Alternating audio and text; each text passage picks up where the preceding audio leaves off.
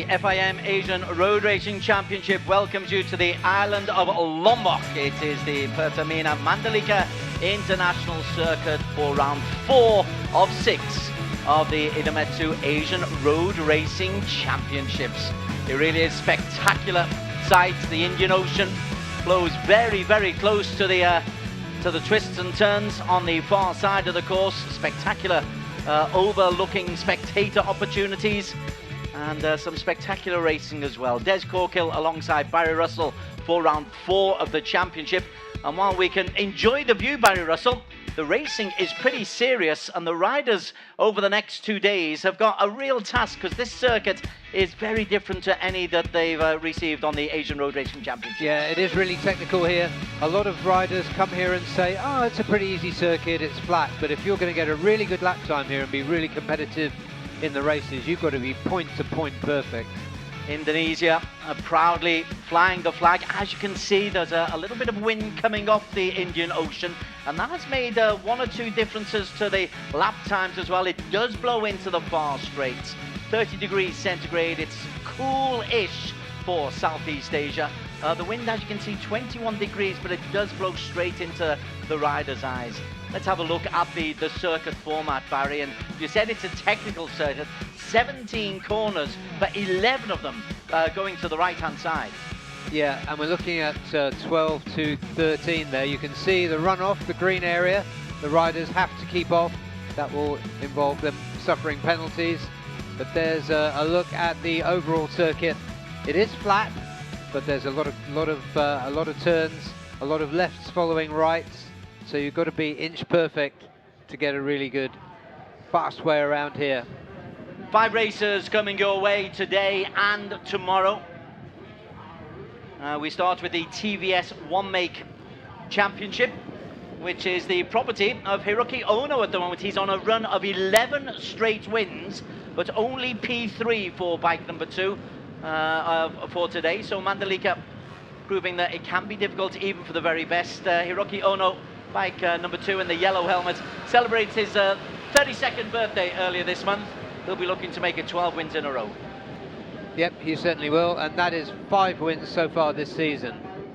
Here is the starting grid for the TVS Asia One Make Championship. Rich Takahira, the young Japanese, he is on pole position, bike number 10. Vorapong Malawan, winner of the inaugural TVS Asia Championship a couple of years ago. He's alongside Hiroki Ono on the first row.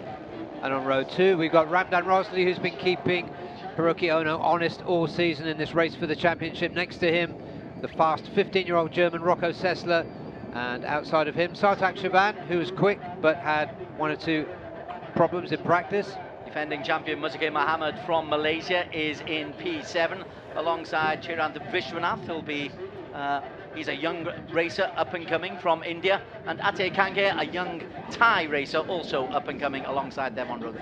On row 4, we've got Dekitiano Aldi, now in his 3rd season in TVS Asia One Make Championship. Outside of him, Singaporean rider Irvin Eksan and the promising Korean Kim Jae alongside him. And 13 and 14 on the grid, India's KY Ahmad alongside the wildcard Sharul Amin in 13 and 14. There is an absentee from the usual group, Casey Clammer, the young Filipino. He is injured, but we send our thoughts to the Philippines as well, because while we look on idyllic circumstances here, there have been problems with the weather over in the Philippines, and we send our best wishes to all of them, and to Casey, of course, to get fit soon. Absolutely, lots of flights cancelled from the Philippines, so that has affected not just this race but others too.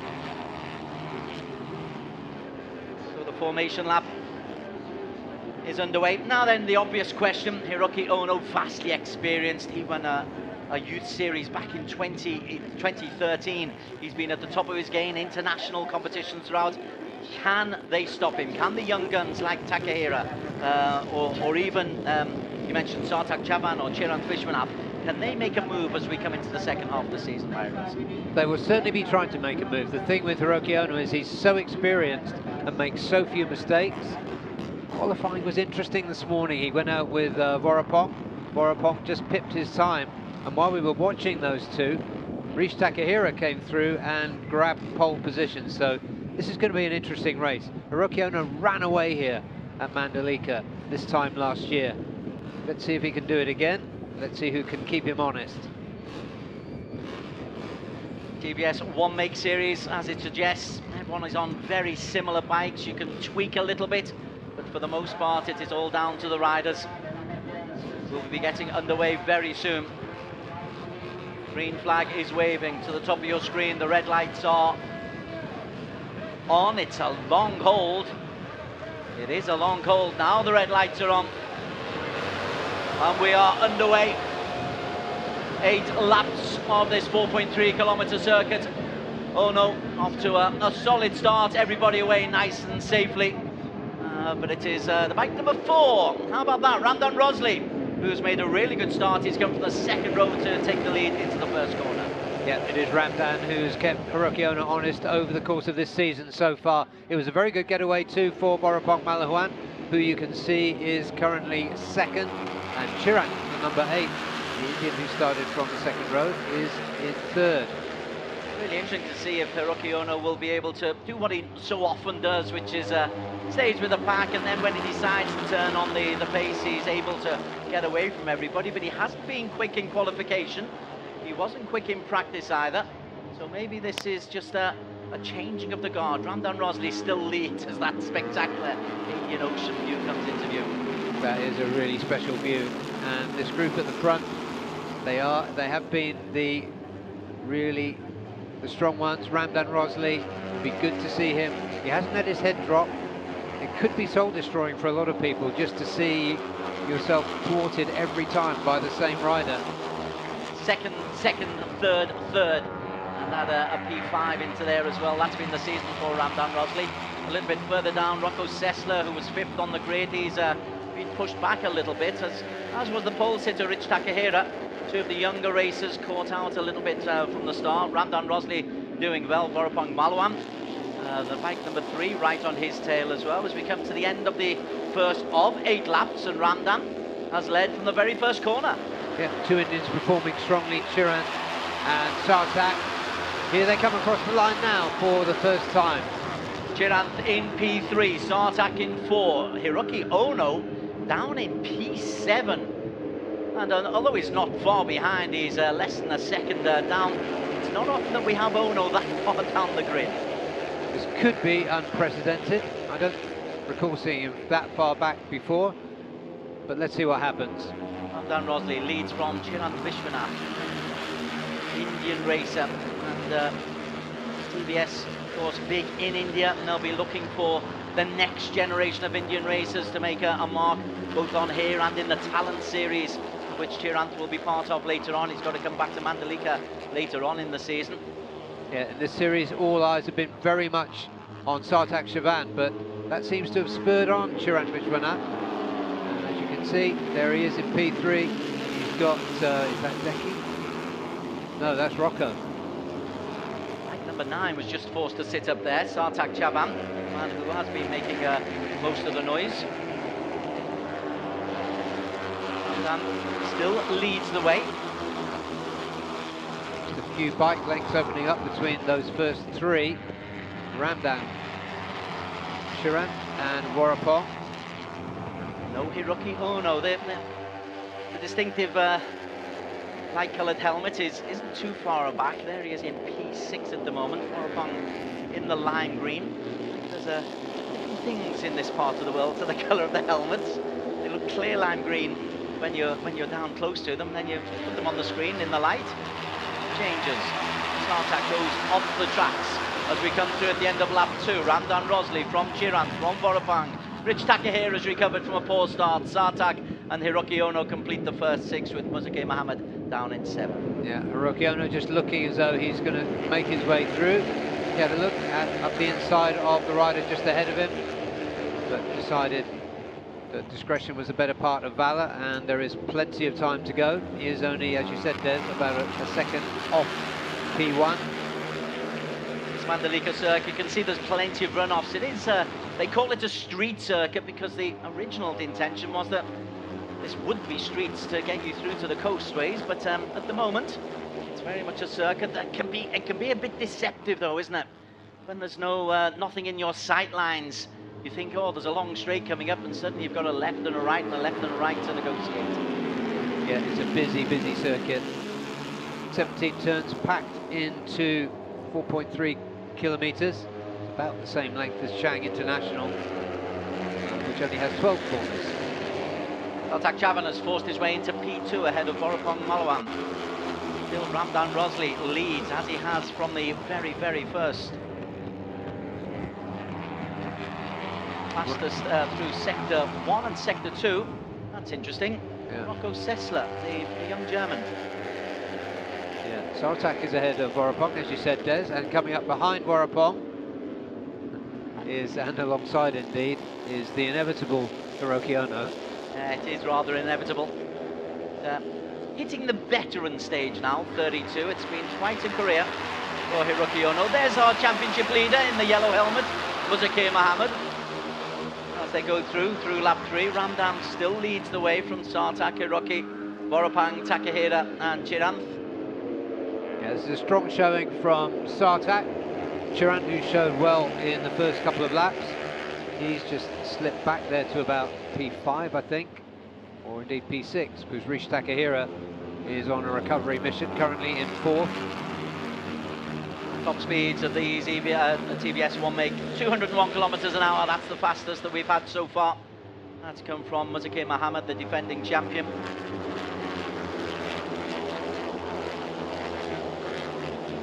Yeah, this is really decent work by Ramdan Rosley at the front. It's so good to see as well, isn't he? He's so often the man chasing behind Hiroki Ono, trying to stay close. This time he's the pace setter, Ramdan. Yeah, I'm really impressed this season with his tenacity, his refusal to give up, as Hiroki Ono beats him every time out. Sartak Chavan as well, who's 3rd in the championship standings. He's had a very useful season, a couple of podiums. Yeah. On in the season, first 2 races. Yeah. Good up and down for Sartak, as you'd expect from a young rider like him. Last time out we saw him disqualified after not coming in for a ride through after a jump start, so it was like a double error, but learning experience. He was very candid about and took the full responsibility. Hiroki Ono tried to force his way through on the inside there. Sartak Chavan held his line, and as they come through, the front 5, front 6 are a long way clear of everybody else. That's down to Chiranth Vishwanath, 2 Indian racers in that top 6. Yeah, they're looking good, and Rocco Sessler currently leading the group behind them, with the only regular Indonesian rider, Dekitiano Aldi, just behind him. Wildcard local rider Sharul Amin is finding the going a little bit tough. He's quite a way behind in P14. He's just gone through the start-finish line. Right now, some 19 seconds behind the leader. That just shows you that once you hit the Asian Road Racing Championship scene, you are on a true international quality level. Yeah, absolutely right. I mean, you just described the background of Hiroki Ono. The number 2 there, just having a look up the young Indian, inside the young Indian, Sartak. Takahira, bike number 10, he's beginning to make a move as well in P4, so as Ono looks to take on Sartak Chavan. Takahira, 2 young riders, really is good. They're both in Talent Cups later on in this season. They'll love dueling with Ramdan Rosley, who's got experience, and Hiroki Ono. What a great learning experience for these guys. Yeah, and Vorapong, another experienced rider with a fantastic record, and the founder and leader of this project indeed, the TVS Asia One Make Championship. Has been shoved back to about 5th. Ono's gone through, or he went through into the lead. Hiroki Ono takes the lead at the midway point. Ramdan Rosley just went a little bit wide and was punished. You can't make a mistake with Ono around, and Ono now leads coming down the main straight. Sartak comes on. So then that long straight sees Ramdan Rosley reclaim the lead, and Ono pushed back down to P3. Yeah, Sartak grabbed the opportunity to get in front of the Japanese veteran and championship leader. Good race. This season has been a a little bit one-sided with Hiroki Ono. This is by far the most competitive race that we've seen. It started right from the very start when Ramdan from P4 got his nose into the first corner. Ramdan is leading now, but he is under intense pressure from the four immediately behind him.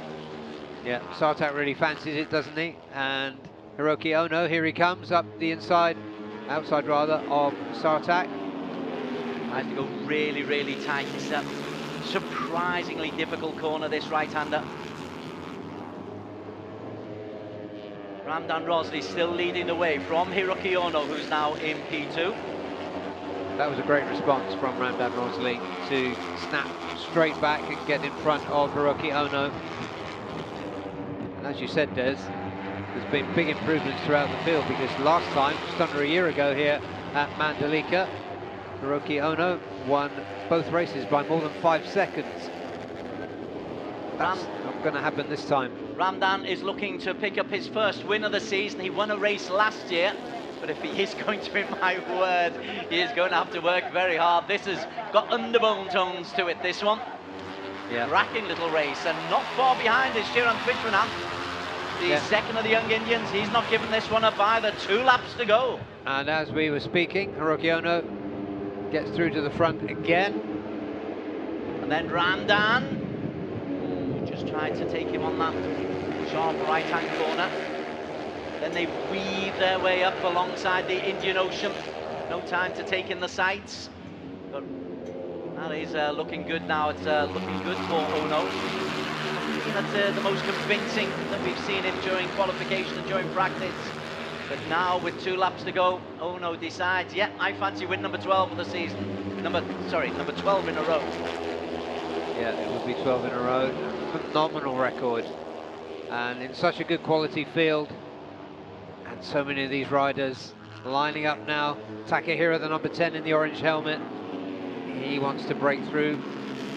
Morapong, who has been possibly distracted by the number of duties he has. Not only does he run this series, he has his own school and runs several racing teams back home in Thailand. But I got the feeling from him that he was really focused on being competitive for the rest of the season. 5 at the moment. Ooh, Less than a Sartak, second separating 1 through 6. Sorry, there's Sartak just goes through ahead of Ramdan. Right, Ono has managed to pull himself a little bit of space ahead of everybody else now while they're battling behind them. Ramdan is very aware that Sartak Javan is there. But look at that, Ono is taking advantage, and Ramdan, a little hand signal to Sartak. Yeah, that was a signal to don't fight me, stay behind me. The lead, half a second. Des, we're on the last lap. Yes, half a second though the lead for Hiroki Ono. Takahira makes a move down the inside. Ramdan closes the gate, but Takahira, bike number 10, moves into P3. So a veteran Japanese leads, a young Japanese in P3, a veteran Malaysian, Ramdan Rosley, in 2. 2 Indian racers behind them, Sartak and Chiran. Good race. Yeah, they're all going to be hunting for podiums. Looks as though Chiran and Morapong are just off the back of this group. But here once again comes Ramdan Rosley. Through on the inside, Hiroki Ono. Maybe wasn't expecting an attack there. Now this time Ono goes wide. He's taken this wide line a couple of times. Ono goes into the lead. Is there a switchback opportunity for Ramdan? The answer is no. Ono responds as Ono can. Ramdan's responses have been phenomenal, and look, he's really going to do everything he can to get the lead back. Sartak and Takahira making their moves as well, but at the front it is Hiroki Ono looking to make it 6 wins out of 6 completed races this season. It's into the final couple of corners. It was that corner exit that got Hiroki Ono that turn of speed that took him past Ramdan. But here comes Ramdan again. Ramdan through the inside. Sartak forces Ramdan to stand up. Hiroki Ono takes the tighter line. Hiroki Ono kept his nerve, and Ono it is who will come through to make it 6 wins out of 6 completed races in a fabulous TVS one-make contest.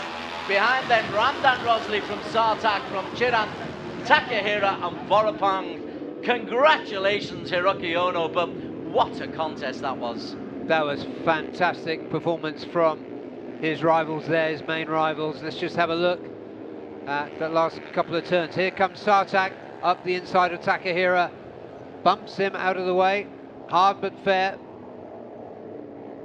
Vorapong ended up 6th, but really close to the front, just 1 second off the winner, and there is the winner once again, Hiroki Ono. Wow, 6 wins out of 6 completed races. We had a rain-off in Zhuhai on race number 2 when we were in China, but Ono hasn't had to work as hard for a win this season. He was trailing most of the way down to lap number 6, took the lead, and then on the last lap, Ramdan got past him, he responded. But I think Sartak, that move inside Ramdan Rosley, that has really cost the Malaysian, because that allowed Ono to go through. That's the problem, it played right into Hiroki Ono's hands. Hiroki Ono takes his season tally up to 150 points. Ramdan Rosley in P2 moves beyond the 100. Sartak Shaban, 3rd in the championship standings, picks up his 3rd podium of the season. Really good from Chirag Vishwanath in P4. That's his best result of the campaign. Rich Takahira, young Japanese, really involved right to the very end in P5. Vorapong Malawan finding that his reign has finished as TVS Asia one-make champion. Rocco Sesler, young German, through in P7, 5 seconds down, just ahead of defending champion Muzakkir Mohammed. Further down, Deki Tiano Aldi, the young Indonesian, couldn't impress his home fans. Atir Kangead from Thailand in P10. Kim Min Jae getting ahead of KY Ahmad and Sharul Amin. And another frustrating day for Irvin Aksan, the young Singaporean. 1 lap down in P14. Yeah, well, that was a cracking race, perhaps the best race we've seen this season. By some distance, and poor old Ramdan, he is once again the bridesmaid. He is being dogged by the form of Hiroki Ono. Yeah, but this indomitable spirit, I think he will be a little bit philosophical about that as he trundles home together with, is he being helped there by Vorapong? Maybe he's run out of gas. But here is the winner, Hiroki Ono, for the 12th time. 12th time in a row, 6th time this season, 13th time in 14 appearances at this TVS one-make championship. Winning never gets old. Happy birthday, by the way, for earlier on in the month. But winning never does get old, and you're quite right. I think there's a bit of help there for Ramdan Rosley. Yeah, must have run out of gas or some other breakdown. But it lasted just long enough for another good result for the Malaysian. There he goes, coasting into Park Fermé.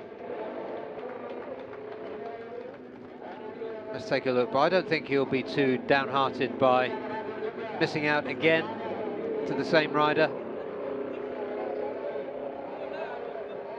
All smiles.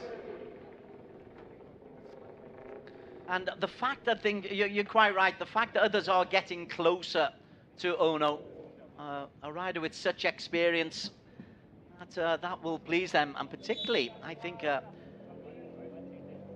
guys back in India who've been supporting, or the TVS guys back in India who've been supporting the championships and brought it onto this international stage. They'll be thrilled to bits that Sartak Chaban came so close, although I still reckon he has cost Ramdan Rosley this victory. He could well have done, but that's racing, and it is good to see him on the podium. That's his 3rd podium of the season. He had a 3rd and a 2nd. First round at Chang International. Okay, I think we can head down to our intrepid reporter down at the pits, Daniel Bogas, to get some post-race reaction. So Hiroki Ono, it's another fantastic victory for you this time here in Mandalika, but a different race altogether. It was a big battle. How do you feel about it? Yeah, I enjoyed out the big battle. So start was high shit, go backside, but then lap by lap, I back to position. Yeah, finally I get victory again. Yeah, this is very happy. Thank you so much, Hiroki. Congratulations. Apologies for the fruity language. Congratulations, Hiroki.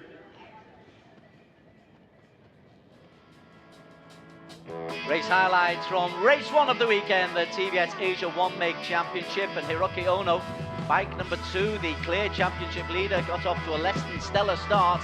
He was down into P7, Barry Russell, by the time they hit the first corner, as Ramdan Rosley, bike number 4, took the lead. Yep, a graphic description from his own mouth just now about that start, but we never really thought that was going to affect his chances of getting back up towards the front. But it was a fantastic start from Ramdan Rosley from row 2 to go straight into the lead and to hold it for the majority of this race, Des. Bike number 9, Sartak Javan, also impressed, and the front 5, let's include Boropong Malawan as well. The front 6 made this a compelling contest. Here we are with about 3 laps to go, and Ono makes his first real move to get into the lead. But look at the instantaneous reaction from Sartak and Ramdan to say, listen, we want to end your winning streak, Mr. Ono. Birthday boy or not, we want to get some points on the board. Yeah, I think there may need to be some collaboration in the TVS garage between some of the riders to halt that incredible record that Hiroki Ono has already established with 12 successive wins. Ono got himself quite a lead coming into the final lap, and I think we thought that might be it and he might run away, but Ramdan Rosley halfway round the final lap, under pressure from Takahiro, bike number 10. Ramdan throws the gate there going into turn number 1, but Ramdan makes a lovely move coming into this next corner, and he and Sartak really took the race to Ono. Yeah, this was really strong race by Rish Takahiro. Sartak was a bit more aggressive, however, but here we are, Des. He had to stand up. He was stood up by Sartak. That allowed Ono the chance to just hold his line. Then he takes a lovely tight line through corner 17, accelerates to the finish line to make it 6 wins out of 6 races completed this season. Arm up in the air from Sartak Javan. It's another podium for him. It's his 3rd podium of the season, but undeniably the man of this championship. Yeah, Sartak and Ramdan just opened the double doors, didn't they, to let Hiroki Ono take that victory. Ono, all smiles. Another win under his belt. And Japanese national anthem to follow.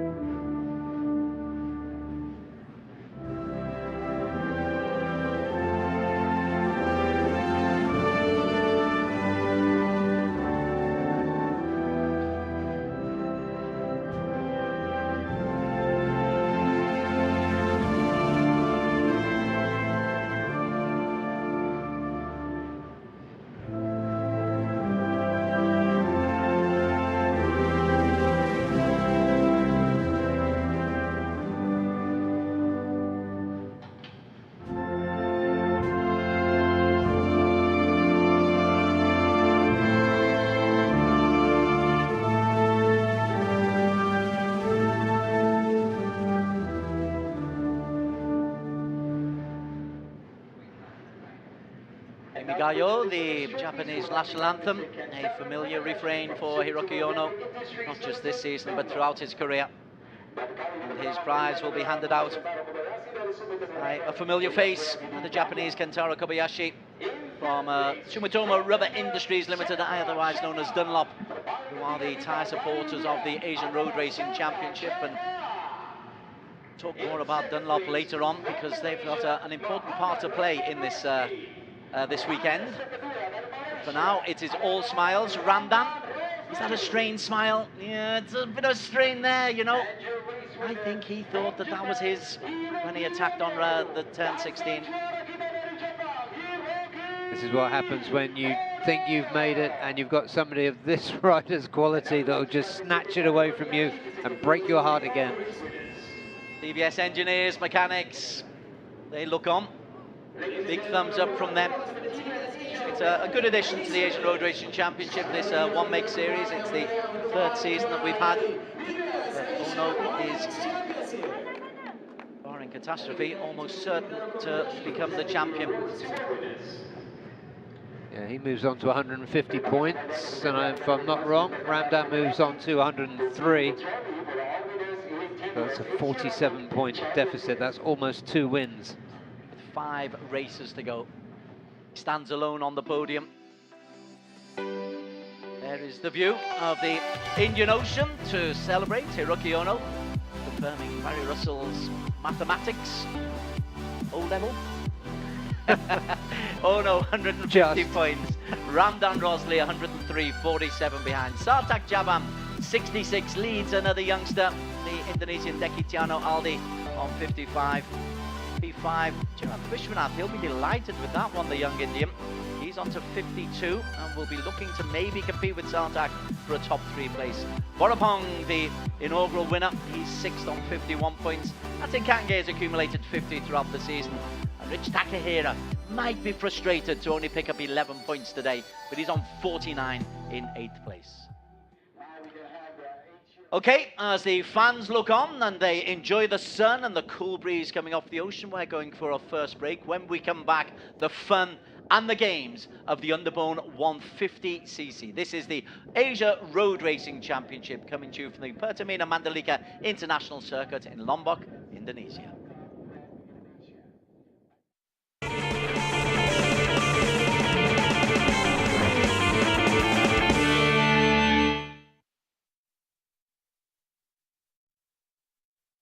Idemitsu IRG5. Start like a rocket and ship like silk with Superbike proven nano-tailored oil. Ultra protective Quintec guard technology distills the wisdom of oil experts.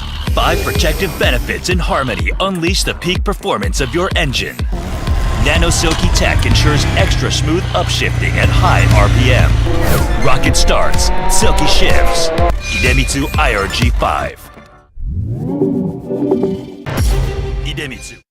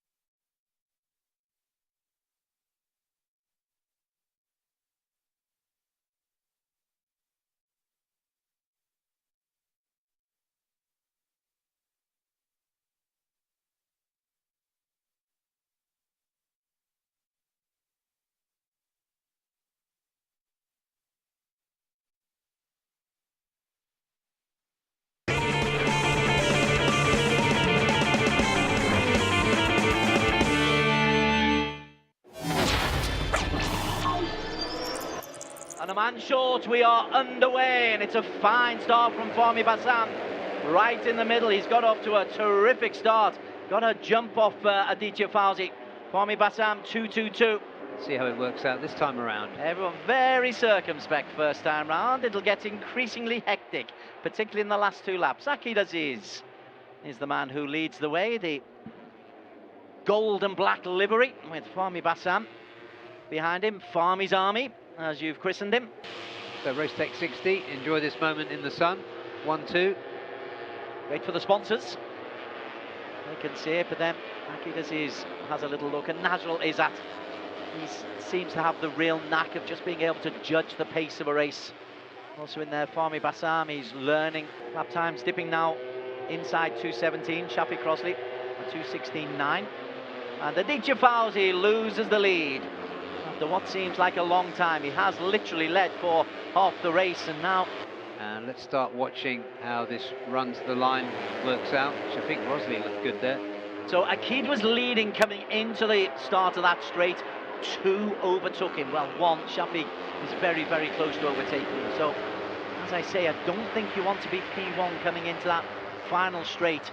Sharp right-hander at the bottom here. This is where this race will be won and lost. Nazl stays on one side. Aditya falls and the bike spins away. Nazl Izzat is chasing at the moment. Can he get close enough? The answer is no. Gupita Kresna is going to come through and take the victory in wonderful style from Nazrul. Third place goes to Fazrul Sham. The celebrations here, Gupita does really take his results seriously. Underway, and there's a good start from Dilas Junior at Moko. The man in P3 has got himself level with the leaders. It prepares the racers for the ARRC as they come through at the end of lap number 1. Yes, he does like just to make his way up serenely from P17 where he started up to the front. There's a close contact. Oh, somebody's out. For Cardinals, and number 33. Although his teammate Fazrul has just gotten ahead of him. Afif Amram started right at the back, P19. He's the new race leader. Somebody's down there at the back. Race is building up very, very nicely. There's the odd little casualty along the way. Aditya Fauzi, who led for much of the race yesterday but finished 11th. That's how cruel it can be. He wants to be at the front, so does Nazrul Izzat, who's accumulated points nicely. Been able to pull away too far though. 157 behind him. Murabil Vitoni, who led earlier on, has been in this leading group. Okay, Akid couldn't get away. Yeah, has a look back. Almost doubles himself over to try and see what's going on behind him, and 6 places there. And look at this, Shafiq Grosley is leading the way, and he has taken his teammate with him, Nazrul Izzat.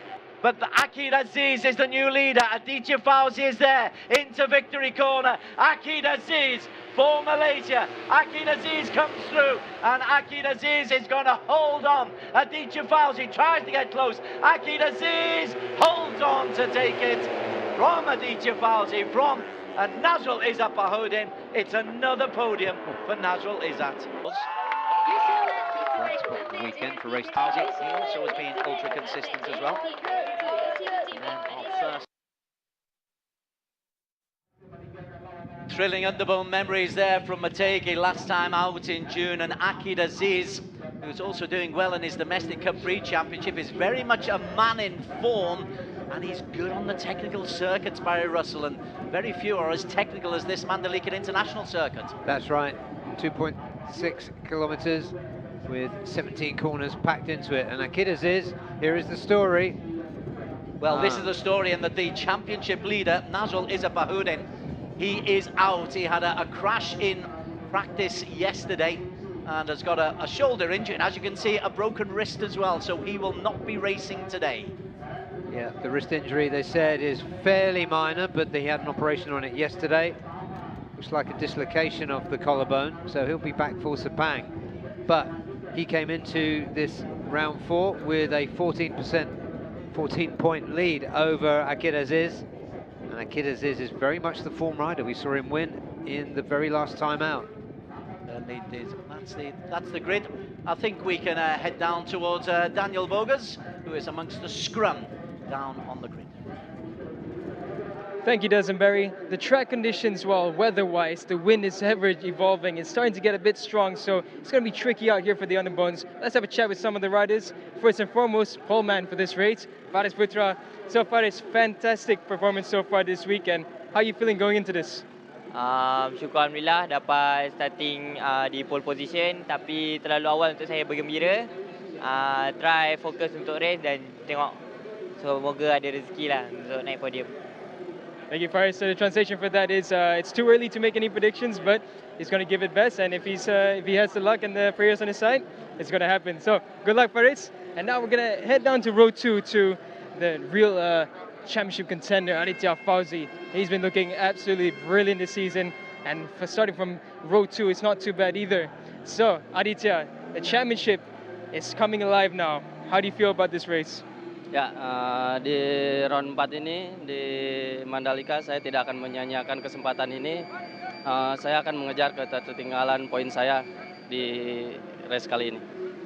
Thank you so much, Aditya. Good luck. So, translation there was that he's focused on getting the maximum points for this race to try and chase for that championship. And last but not least, we're going to talk to Rekiat from SEK Racing Team. So, Rekiat, decent qualifying position. It's a bit tough because you're going to have to catch up. But how do you feel about this race going in? Qualifying was good for me, so now I just focus for the race for a good result. Thank you so much, Rekiat. Good luck for this race. Back to you, Desenberry. Thank you very much, Daniel, and for the translation services as well. Good work down there. Interestingly said that the wind is beginning to pick up, particularly in the smaller frame bikes. That could cause a problem, which might help somebody like Akid, who's very technically sound. Yeah, he is, and he's very much on form. Much fancied this weekend, but in Underbones, things don't always go the way we expect. Nazarul's season up until yesterday had been flawless. Absolutely. Alongside Akid Aziz is Murabel Vitoni. Sorry, this Husni Zainal Fawzi, bike 143. So he's on P7 after Super Bowl. On the front row of the grid, you've got Dimas Juliat Moko, Akid Aziz and Murabel Vitoni. Row 2, Aditya Fawzi, Faraz Putra, the young Malaysian, and Rekiat, who we've spoken to. Husni and a wildcard Al Diaz are on P3. Now we're back onto the front row of the grid. There's Dimas. Yeah, Dimas Juli being very quick, as he always is. We know he's quick over one lap. He's getting to the stage in his career where he's putting good races together. This rider also putting good races together. We first saw him in ARC, of course, this time last year at Mandalika. And there is Murabel Vitoni. I got my notes mixed up just a little bit there. My apologies for that, but Murabel is part of that front row. And Murabel is one who we keep expecting to do well, but he's only got one podium so far this season. Here's one of the wild cards. There's some strong wild cards today, Barry. Al Diaz, Axel, he's got himself in P4. Yeah, incredible depth in the underbones in Indonesia. 127 there is Ricky Ibrahim, another brilliant wild card. We saw earlier on, he made Super Pole, starting from 8th. So it's easier to count the non-Indonesians this time because we've got these fantastic wild cards. Ricky Ibrahim, in fact, to be exact, is a replacement rider. We've also got Hafid Utamaditya and Rizal Feriadi, who are adding to the depth. You're quite right, you've got the Indonesian Underbone Championships on all of the islands. I follow the one in Java pretty closely, but there's one in Sumatra as well. And they have regular races here on the islands. Mandalika, of course, the focal point for much of the international racing in Indonesia. Yeah, riders who should be further up the order include Giancarlo Maurizio, John Emerson Ingito, Fazrul Sham, all below 15th place. But those things can close up very fast, as we know. Akid Aziz, though, he's the man to really look out for, even though he's not on pole position. Domestically, he's doing very, very well, as in domestically back in Malaysia. He's leading the 150 championship there. That is Faraz Putra Fadil, and he is the form guy. He posted a lap time of 1:55.8, which was a 10 faster than Akid Aziz, and they were the only two inside 1:56 in qualification. Yeah, it was a brilliant lap from Faraz Putra, and indeed not the only 15-year-old to find himself on pole position this afternoon. Indeed. So It is watch this space. The next generation definitely coming through. We've got some experienced campaigners out there. Oh, somebody's in a lot of trouble there. Trying to get the bike starting. Who is that? 1 for... That's Pirapong, Luban Peng for Team One for All. Is he able to get going from the side of the grid? His heart will be beating very, very fast at the moment. But he's made hit the start on the formation lap. Let's have a look. Faraz Putra Fadil Cardinals Factory Racing. He's on pole position alongside Akid Aziz. Husni Zainul Fauzi from Yamaha LFN Racing on P3. And on row 2 we've got Dimas Juliet Moco 14, one for all, Pirapong's teammate. Next to him the brilliant Aditya Fauzi for Racetech 60, and outside of him the Yamaha LFN 969 is Murabul Bitoni. One of the wildcards, Aldiaz Axel for Yamaha Yamalube team alongside Ricky Ibrahim, who's replacement rider today, a good man. And then Rekat Yusuf Fadila, another Indonesian on row 3. Pami Basam starts 10th after technical problems in Super Bowl. Next to him, Gupita Krishna, and outside of him, Hafid Pradamitya Nursandi for Racetech 60. Row 5 is Waiwaji Chiliksana, Racetech 60 racing team. We saw him have a spectacular accident in Motegi last week. Rizal Feriadi, a wild card for Merak Racetech, and Ahmed Afif Amran for Pitspike One-Way JRT Tech Racing. On row 6, in 16th place, we've got Shafiq Rosli for Uma Racing Malaysia. Outside of him, Alif Daniel Asri for Uma Racing Philippines, and Cardinals Factory Racing Team, Ahmed Fazrul Sham. Row 7, John Emerson Ingito, the fastest of the Filipinos on the Yamaha, alongside Pirapong Luboy Peng, hopefully, for Team One for All in P20. Giancarlo Maurizio for Uma Racing Philippines in place 21. Starting 22nd is Sharat Shauki for GG Galak Galak ex-GDT Racing Team. Next to him, Hafiz Fazrul Raziadan for SCK, and Masato Fernando outside of him. And Kiki Sudarman for JPNW Racetech Racing Team, local wildcard. He completes the 25 starters around this Mandalika circuit. Akid Aziz in the gold and black. He and his teammate Afif Amran. We're expecting to see them, and the lime green also of Aditya Fauzi's Racetech 60 racing team.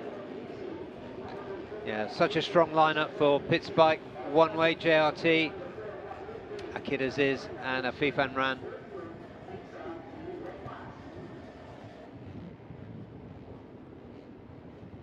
Right, is Pirapong there? Did he get back safely? He made a start. It's coming in, Team One for All. Yeah, he qualified down in 20th. Looks like he's there. There's the overview of this relatively new race circuit. It's a challenging one for the Underbone racers. Again, it's a long, long wait for them.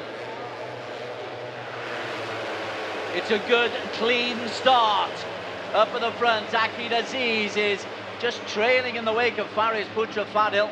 And Faris Putra, as you say, is a teenager with a vast amount of talent. He was fast in qualification, and he got off to a solid start there. But he's just going to be eased out by Akid Aziz and Husni Zainal on the first corner. Yeah, I think that was Dimas Juli who came through and just out-dragged him into turn 1 on the number 202. But Akid Aziz, as you would expect, up there and threatening. Long way to go. You can't win the race on the first corner, but it can give you one or two difficulties if you don't get it right. Everybody is safely through into this deceptively windy part of the circuit. As you can see, it's very open, but the circuit it twists and turns up to the corners, and one or two have got their geography just a little bit wrong there. Yeah, one of them was the poleman, Fares Murabil, coming through onto the back of Akid Aziz. They come round the Indian Oil corner, and then around the fabulous viewing place that you can be seen here at Mandalika. The main grandstand is closed for repair work, so spectators are mainly around the turns 16 and 17, and they'll get a great view, particularly in Underbones, because that promises to be a really, really close battle. However, it's just looking a little bit strung out at the moment, which we're not used to in Underbones. Yeah, and a lot of order changes in the last few corners. Faris Putra down in 6th. 16, 17, as they come into the home straight. And as they come over the start-finish line, Husli Zainul from Rekat Yusuf And Muralbil Vitoni makes it a 1-2-3 for Indonesia. Husni's been really good this weekend. There's a good shot there of Achilles is second in the championship, with the championship leader absent with injury. We're on board there with Aditya Fauzi, and that's going to be a lot of fun to see. He's the man in the lead. If we look back, you can see there that Faris Putra Fadil has recovered.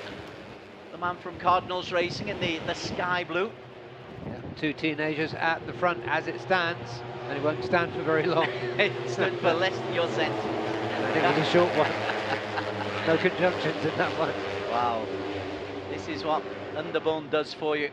There's two groups forming though, and in those two groups, you've got less than 1 second separating one from 11, and less than half a second separating the next 5. Yeah, nice move there from Aditya Fauzi. Just glided up inside 3 other riders. Dimas Julian Moko, 202, he goes through, and there is Peter Krejna. Peter on the Evo Yamaha Philippines team, won the first race in Motegi. Yeah, Husney going well, as he has all weekend. Great to see some of these brilliant wild cards. At the front at the moment, or for that moment, was Aldiaz Axel together with Husney. He came through qualifying 1 this morning, so they've done things the hard way.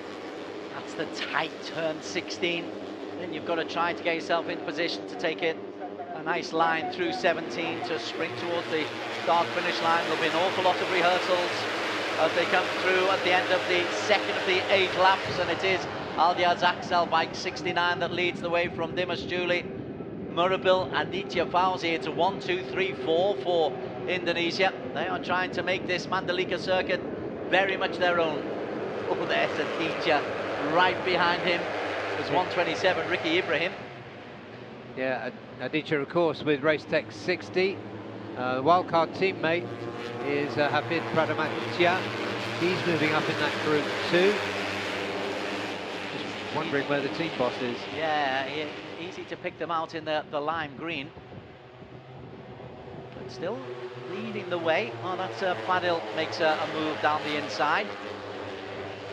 Gosh, it's chaotic, isn't it, as they weave their way 2 and 3 abreast.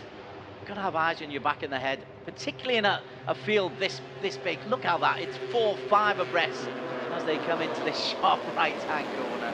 Yeah, Muralbil takes another turn at the front. And leading the way at the moment is Muralbil Vitoni, bike 157. We so often expect Muralbil to produce good results. He's not been able to really so far this season. Just 1 podium finish so often in the leading group, Muralbil Vitoni. And here he is there once again alongside the youngster Faris Putra.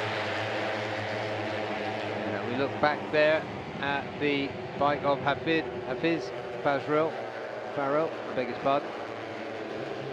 This is the corner that's going to sort out the men from the boys. Really got to get your line right. Look at that, 2 or 3 have forced to stand up, and that just forces you wide. If you're forced wide on turn 16, Barry Russell, you're lost coming into the final corner. Yeah, we saw that very clearly in the previous race, TVS. Alif Daniel coming through, the Malaysian. Bobby Bassam making his first move as well, bike 222. Expecting Fahmi to do great things for the Yamaha LFN Indonesia team. 1 win so far this season, 1 P4. Yeah, his bike broke down in Superpole, which left him starting from 10th, but that doesn't really matter at this stage of the race. Where's Akid Aziz? He's the man we've been really looking for. He's getting himself out of any real danger at the moment, but he's a long way down. Actually, he's a long way down. He's 2.5 seconds down, which puts him in the second group of riders. Oh, there he is, right at the back there, him and Ahmed Afif Amram. Hand up in apology from Aditya Fauzi. He took a shortcut and in a very mature fashion came back to the back of that group. Fadil is forced to slam on the brakes. They were 5 abreast coming into that. It is amazing. It's like when you go through the tolls on the motorways and you go from 10 tolls into a couple of lanes, except you're doing it at what, 150 kilometers an hour. That's it, and you know what? Pirapong has made his way up after those start line troubles. He's right up there as well. In last season's contest at this Underbone 150cc, 1,000th of a second, possibly even less than that, separated first from second at the end of 8 laps. I suspect we're going to get something equally thrilling here. Yeah, Shafiq Rosley coming up, teammate of Nazrul for Uma Racing. Haven't seen too much of him either yesterday or today so far, but he's coming up closer to the front now.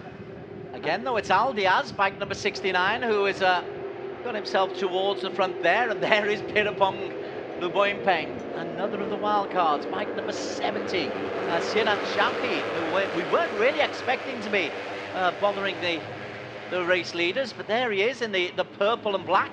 Yeah, he started at the back. That's a cool racing suit. Yeah, very distinctive, which we're always grateful for, especially in Underbones. Yeah, they are. And he's got himself nicely tucked into P3 there. The easier to see lime green there. Is that Aditya Fauzi in the middle of that group? As he goes past them, the gold and black of Akid Aziz and Ahmad Afif Amran still just biding their time towards the back of that pack. I tell you what, Des, that is a unique shot in motorcycle racing. I don't mean the ocean so much as just this massive pack of riders. Fantastic stuff. Once 15 again, riders covered by 1.8 seconds. Incredible.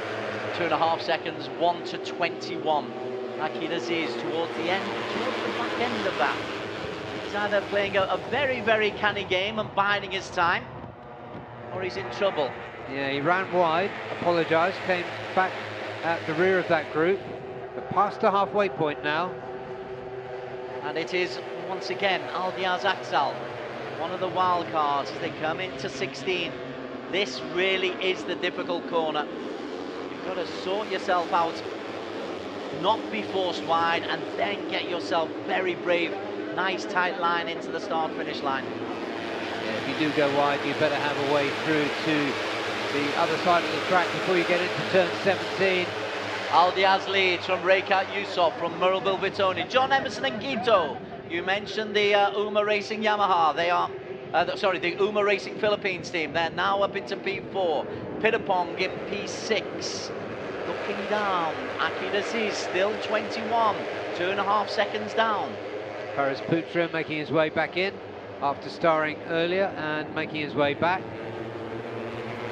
Trilaxana a long way down as well. The boss really is biding their time. Right to the back of the group there, the lime green of Vayu Aji Trilaxana. Yeah, and right near the front of that group where he just got barged a bit and dropped back was Rekat Yusuf for SCK. Oh, and there's an engine gone there. He's trying to get off the track. That's Murabil Vitoni, I think.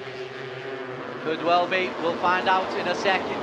It is indeed Murabil Vitoni. More problems for the Indonesian. Now, did he leave any oil on the circuit? No flags out at the moment. Aditya Fauzi, in the meantime, under pressure from Aldiaz Aksal. Aldiaz has got the fastest lap time so far. Oh, look who's coming through to the front there. It is Aditya Fauzi. I was looking back at everybody else. Aditya Fauzi with a couple of wildcards alongside and behind him. I think that's Aldiaz attacking him again, but Aditya's got a good line through there. Fahmi Bassam has a better one. This is such a wide track, and you really feel it when you've got these underbones. Aditya, just captured himself. Manages to stay there, and look at that, bike number 60, Vayu Aji Trilaxana. He's made his move. Has Akid Aziz has made a move into the top 10 as well. Right then, The favourites we expected to make their move have started to. That is crazy. That is 8 abreast coming into turn number 1. And that is Fazrul Sham taking the lead. It is for Cardinals Racing. They've got an experienced campaign in Fazrul Sham, and they've got the youngster. Got Shafiq behind him. Now it's the time to look and see where Akid Aziz has got himself placed. Nicely in the pack, Akid Aziz. Plenty of time to go. They were just biding their time. They weren't in trouble. You can see the pin has been pulled now. There's an urgency in the body language. What a huge field of riders. And a huge field of quality. It's less than 2 seconds. Even Masato Fernando down in P24. He is not out of this. Only Murabil has crashed out. Out of the 25 starters, 24 are contenders. 143 is Husni Zainul Falsi, one of the wild cards. Yeah, Husni calmly adjusting something, his front brake, I think. John Emerson Ngito, 22 is in there. Aditya Falsi is in there. Wayo Aditya Lexana's in there. This is going to be crazy. All comes down to what position you get yourself coming into turn 16. Good moves by Husni and by Aldiaz, who's always been there. Here comes Dimas Juliet Moko. Dimas Juliet Moko, as you say, he's another one who hasn't got the results that his form might suggest. On board Aditya, just forced a little bit wide. This is through the start-finish line for the final time. Right then, we are on the final lap. Dimas Juliet Moko leads from Aldiaz, Aditya Fauzi, Husni, Hafiz Farrell, Razdan and Fahmi Bassam make it 1 through 6, Indonesia. Yeah, and that was a quick shot of Nazrul looking on the championship leader. He's hoping he's going to be in 2 minutes from now. Akid Aziz was dropped right the way down. Ahmad Afif Amran, the best of the teaming orange and black. There's, I think that's Gubita Krishna I just spotted. Making his way forward. He did make his way earlier. John Emerson Ngito, I beg his pardon, the number 22. The Filipino for 4S1M. Aditya Fauzi makes his way through. Oh, we've got our first collision. 1, 2, 3 go out. That's the danger, and a couple are in the gravel pit. So 5 riders affected there. Ricky Ibrahim was the new leader. Or was, and then he slides out. 2. LFN machine's gone out. That's Dimas Julie. Dimas Juliet Moko has had no luck this season. Underbone at its finest. You've just got to hold on. You've just got to make sure you're in a position to get into the final couple of circuits. Right then, bike 13, Akid Aziz has got himself up into P3. Akid has a look on the outside. Has he timed this to perfection? It is corner number 16. Akid goes on the inside. Akid Aziz, is he able to hold on? He tries to hold on. He's got the right line. The young Malaysian Akid Aziz, who is in the formers of his life, but he's gone a little bit wide. It's a race to the line. Akid will not get there. P2 for Akid. Fahmi Bassam is the man who edges it. And Fahmi jigs a delight. Ricky Ibrahim 3, Aditya Fauzi 4, Gupita Krishna 5. That was a gritty performance, a gritty move by Fahmi Bassam. It really did look as though Akid Aziz was taking that. Fahmi Bassam didn't give up. And brilliant for the replacement rider. Here's the photo. I'm not quite sure why that's a photo. It could be 5 and 6, yeah. 7 and 8. But it's a second win of the season for Fahmi Bassam. And I think Akid Aziz will be kicking himself, because coming into the final turn 17, he looked to be in control of the race.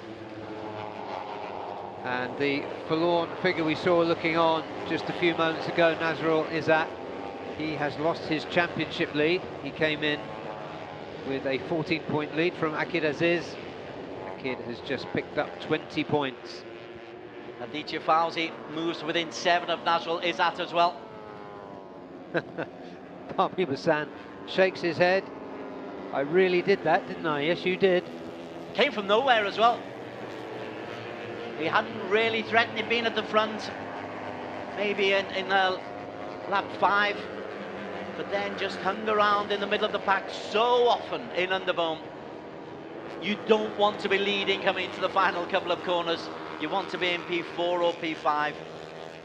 Yep, he hasn't had consistent finishes, but this is his second time on the podium and the second win for the number 222 for LFN H Putra.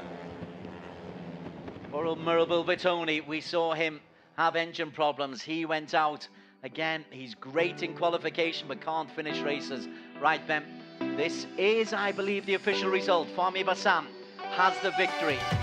0.073 ahead of Akid Aziz, will be kicking himself. Ricky Ibrahim, the wild card in P3. Aditya Fauzi, a nice 13 points for the Race Tech 60 Racing Team racer. Gupita Kreshna on the Yamaha in P5, half a second down. Husni Zainal Fauzi, another of the wild cards. Aldiaz, another of the wild cards. Shafiq Grosley, bike number 36 for Uma Racing Yamaha. Maju down in P8. 7 tenths separating 1 from 8. As we turn the page to P9, Shirat Shauki for GG Galak team. 8 tenths down. Wayu Ajit Trilaksana. Gosh, you work so hard, you only pick up 6 points for P10. John Emerson Angito, Fernando did well. Good to see Masato Fernando, the experienced Filipino for the Jiren Kobe Motor Oil Racing Team, picking up some points. Kiku Sudama, wow, he started right the way at the back in P25, finishes 13. Hafiz Farrell and Hafid Pratmaditya completing the top 15. Rekat Youssef, who was in the lead at one stage, he ends up without a point. No points for Alif Azri either, or Giancarlo Maurizio. Faraz Putra was on pole. Cardinals Factory Racing pick up no points there. Dimash Juliat Moko, he did complete 1:16 down. Rizal Faryadi and Ahmed Afif Amram for Pitspike one-way team down in P22. Yeah. He must have been taken out, yeah. Ahmed Afif Amram and Rizal Faryadi, they were taken out. There were 5 affected in that big incident. Ahmed Fazrul Sham, who led, as he always does, but he was taken out as well. Pitapong Luboinpeng, my word, what an eventful day this was for Pitapong Luboinpeng. And then Murable Bitoni, again, engine problems bedeviling Murable Bitoni on the Yamaha. Oof, that was pretty thrilling. Yeah, and all those big names that you read out at the end there, Des, those were taken out in the last lap incidents. Now we're going to go down to Daniel. Okay, what a fantastic race from you. On the last lap, you started the lap almost all the way last, and somehow you made your way all the way to the front for a fantastic second place finish. How was it? Okey, untuk perlombaan kali ini saya rasa satu perlombaan yang sukar sebab ikutkan motor saya pada Superpole tadi masalah dan untuk final kita ada saya rasa sedikit masalah dekat belakang, ada goyang. So saya pun tak sangka boleh dapat P2 sebab kita dalam kelompok yang besar. So saya cuma try lah sehingga last lap tu dan satu turn tu memang saya dah start depan dan saya start manage untuk ke depan lah. Dan tu lah little mistake lah. Kalau tak sikit juara tak rezeki lah. Thank you so much, Akid. A quick translation summary of that was that there were some issues, but Akid managed to plan the race, and on the last lap, made his way all the way to the front. Bit of a mistake on the last turn, but still managed second place. Good points. Congrats, Akid. And race winner for race 1 for the Underbone 150, none other than Fahmi Bassam. So Fahmi, finally a fantastic victory here in Mandalika. Really huge battle. How was it? Ya, pertama-tama saya sangat berterima kasih kepada Bos Putra yang telah memberi kesempatan kepada saya di Wildcard hari ini. Dan terima kasih kepada orang tua dan keluarga yang sudah mensupport, mendoakan teman-teman semuanya. Di jalannya race tadi, saya mengawali trouble engine di mesin saya, gearbox gigi satunya hilang, dan saya mencoba menenangkan hati dan tetap berpikir positif dan alhamdulillah dikasih rezeki nomor 3. So quick translation, it was a big thank you to the boss, friends and family for the support. And the start of the race, there was a bit of an issue with the first gear, but he managed to stay calm and make it for the victory. Congratulations, Fami. And last but not least, we have the wildcard rider, Ricky Ibrahim. So Ricky. Sorry, I got the names mixed up there. Sorry, Fami. So we have the race winner Fami over here. So Fami, it was a fight for the championship as well for you still alive, and it's been due a good result for you. How was it out there? Ya, saya melakukan awal balapan dengan baik. Saya di sesi-sesi awal saya mengalami engine trouble dan alhamdulillah bisa tampil terbaik di race 1 ini. Terima kasih kepada Bos Putra, semua keluarga yang selalu mendoakan, selalu mensupport, mekanik, kru. Terima kasih. So make a quick summary of that one. It was a big thank you to the boss, and it was a tough race, but you managed to make it all the way to the front. So congratulations, Fami. We look forward to you race 2.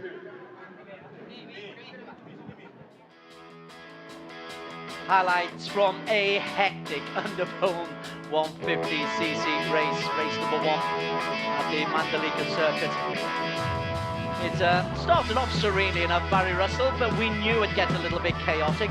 The big thing about this one, nobody ever made a break, no group ever made a break, and so right until the last lap, 24 racers were in with a genuine chance of winning this.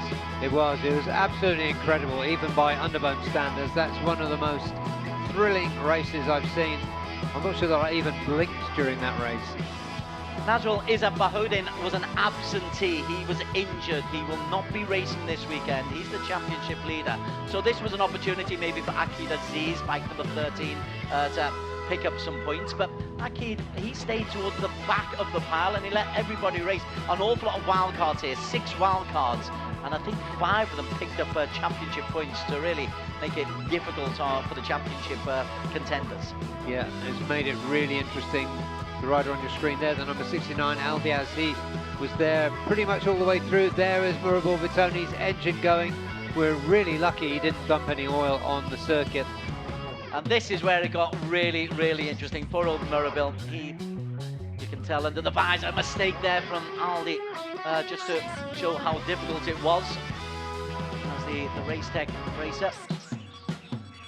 Yeah, that was Wayuaji trying to make his way up in that group. And this just about here, look out for the gold and black of Akid Aziz. It's in this final lap that he took the lead. 1, 2, 3, 4, 5. I said 5 riders earlier, it was 6 or 7. Akid in the gold and black just goes through there as another 2 are taken out on this difficult circuit. It's so congested. You must have eyes in the back of your head for Underbone. Thankfully, no serious injuries. And then it came down to the final moments. Ricky Ibrahim in the yellow, and Akid Aziz gets himself in an absolutely perfect position. Goes on the inside here of Ricky Ibrahim, and then just makes a mistake, loses it just a little bit. And coming from absolutely nowhere was bike 222, Fahmi Bassam. Here's the mistake, and Fahmi is able to take him on the inside and wills it over the line as he gets as low down his bike as he possibly can. A thrilling victory for Fahmi Bassam.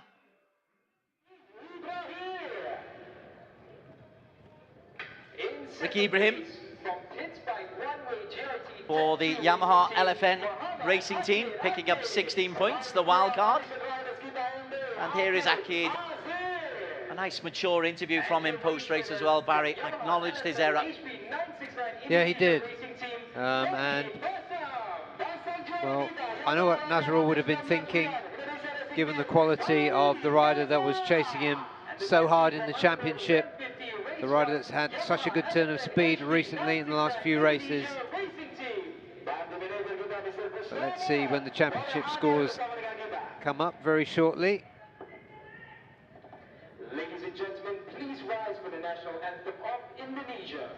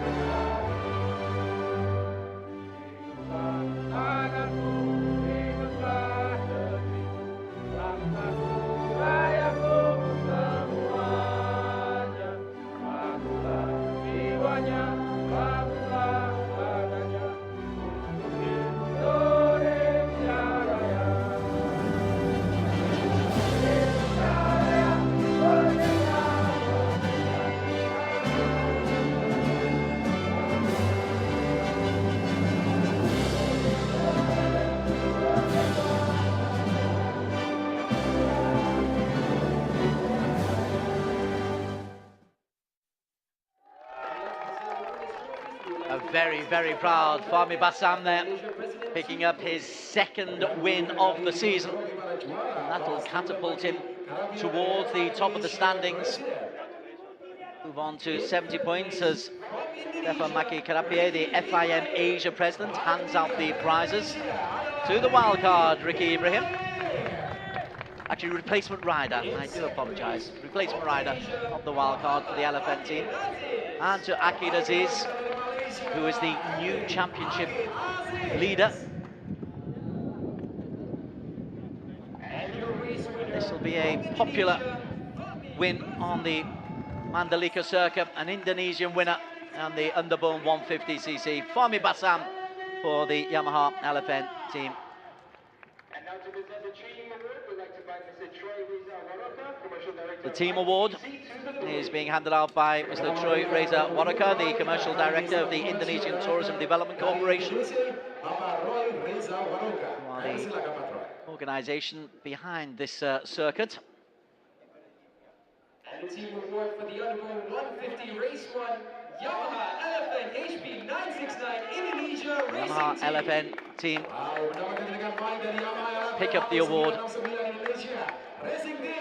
That was thrilling, that race. Two riders on the podium, two of their other riders crashed on the last lap. Gotta love Underbone. It is unique. Confirmation. Team award to Yamaha LFM HB 969 Indonesia. Ricky Ibrahim in P3. P2, Akid Aziz, the new championship leader. And Fahmi Bassam picking up, as we said, win number 2 of the season to move him on to 70 points alongside Aditya Fauzi. There's some really, really good Indonesian talent coming through at the Underbone level. Championship points.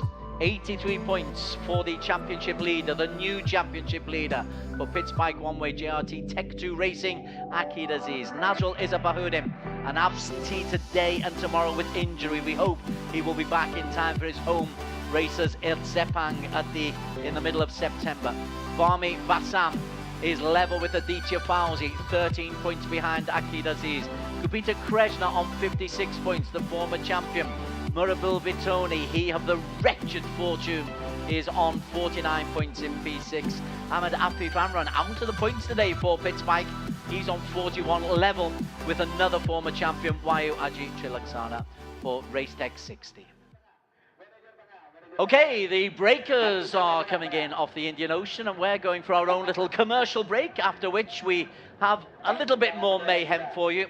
The 250cc championship, the AP 250s comes next. This is the Idemitsu FIM Asia Road Racing Championships round 4, coming from Mandalika International Circuit in Lombok, Indonesia.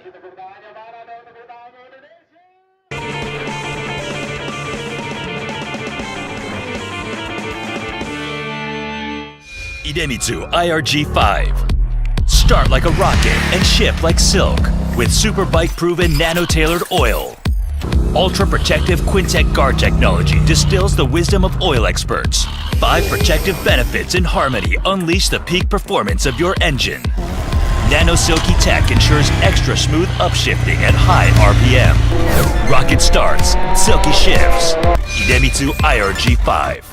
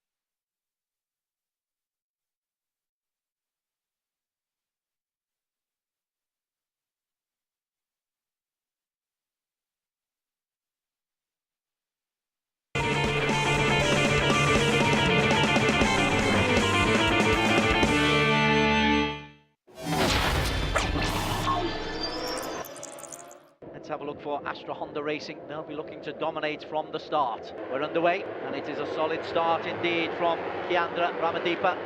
And Astra Honda have got off to exactly the kind of start that they wanted. Warit has come through as well into P3. That's a good start from East, but Astra Honda Racing had two flyers there, Barry.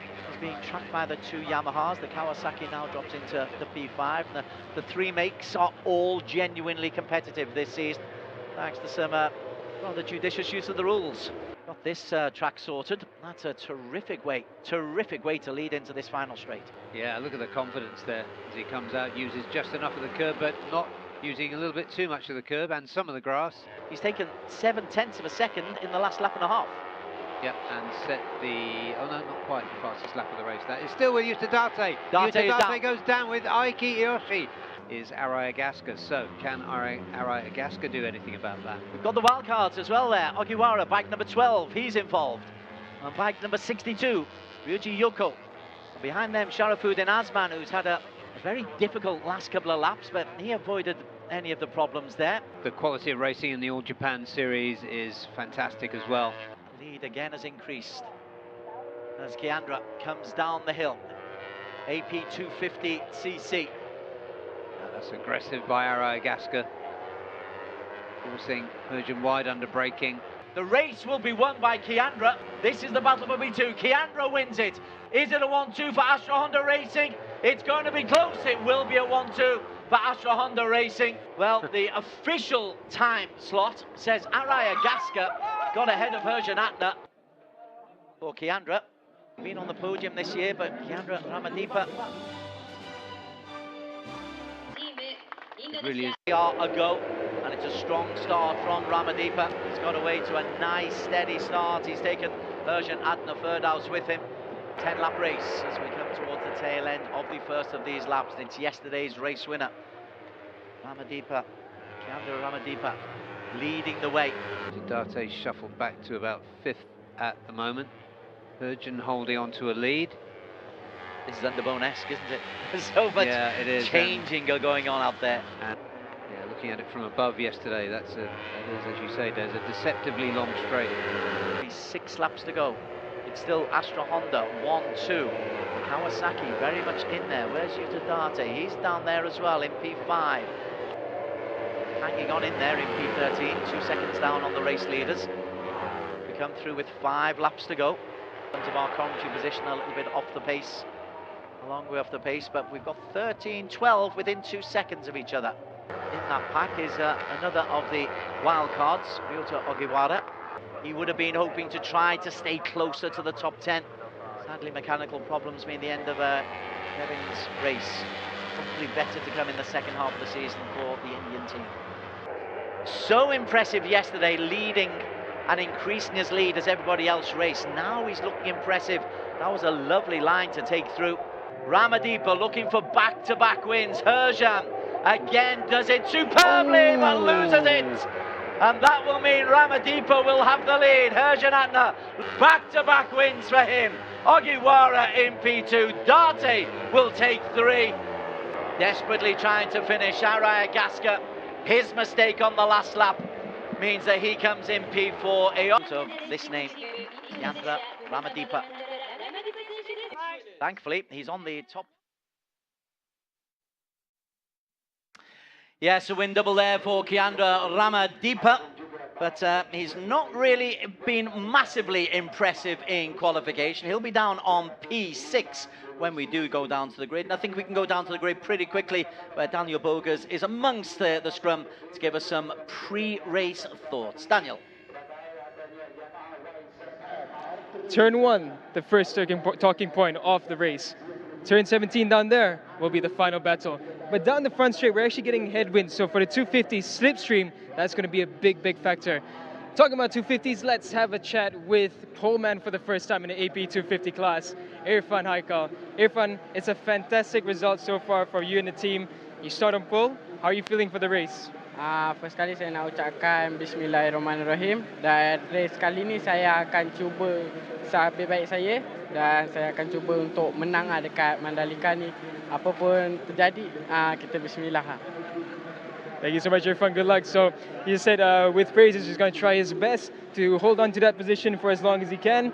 And now we're going to head to one of the star names in this grid, Galang Hendra. So, Galang, it's a great start to the weekend for you and the team, starting from second row. How are you feeling about it? Yeah, I feel so good after a good free practice, and we have the good quali, and now we coming into the race and start from second row. This is really good for us, and for my confidence also. I have a confidence really high, and I try to push in the top group, and my target is still the same. Try to get the podium, and I will do my best. Thank you so much. We're looking forward to it. Good luck. And now we're gonna head to one of the fast Kawasaki's, one of the two, Aiki Yoshi. So Aiki, it's a very flowy circuit. We think it suits the ZX25. How do you feel about it? Yeah, this circuit is a good match my machine. Of course, I will win. I hope you enjoy the race. I'll do my best. Thank you so much, Aiki. Good luck to you. Back to you, Dusenberry. We will enjoy the race, thank you, Aiki. And that was rather brave. Do you think that was a translation issue? I will win, because it's very confident if that's what he says. Yeah, he might have said I will try to win, but in these gusty, blustery conditions, having an extra 15 kilograms, which these four-cylinder Kawasaki's do, could give a little advantage. Conditions are changeable here. It's a little bit windy. We are close to the ocean, which is great for the television director because he can give us some glorious shots, but not so much fun for the racers because they'll come into a strong headwind. And also we hear, Barry Russell, that there are clouds, rain clouds are gathering up above. So we might just get one or two little spots of rain as well as the afternoon draws through. Yeah, we had this at 8 a.m. this morning. Rain clouds are coming in off the ocean. The sun started to burn them off and succeeded, but now they're returning. To the races themselves, this is a wild card. Chandra Hermawan for Yamaha Racing Indonesia. And welcome back, Fairozi Torkatola. He was an injured absentee last time out, and glad to say he's recovered and in fine form as well. A lap time of 1:47.5, just 4/10 outside that set by Irfan Haikal, who really is the story. We'll talk about Irfan Haikal. And for once, Astra Honda, Harry, isn't the story. No, it isn't. Look, you have to look a little bit further back on the grid for Leandra and for Hergen. There's Hergen just going through there on row 3. And back in 10th place is Arai Gasker. And that's surprising too. But we have a very young rider, Irfan Haikal, on the pole position. It's the first pole position for him in AP 250s, and great to see him developing his career with Bunchu Honda. Yeah, in Malaysia, he was really, really highly regarded as an emerging 13-year-old.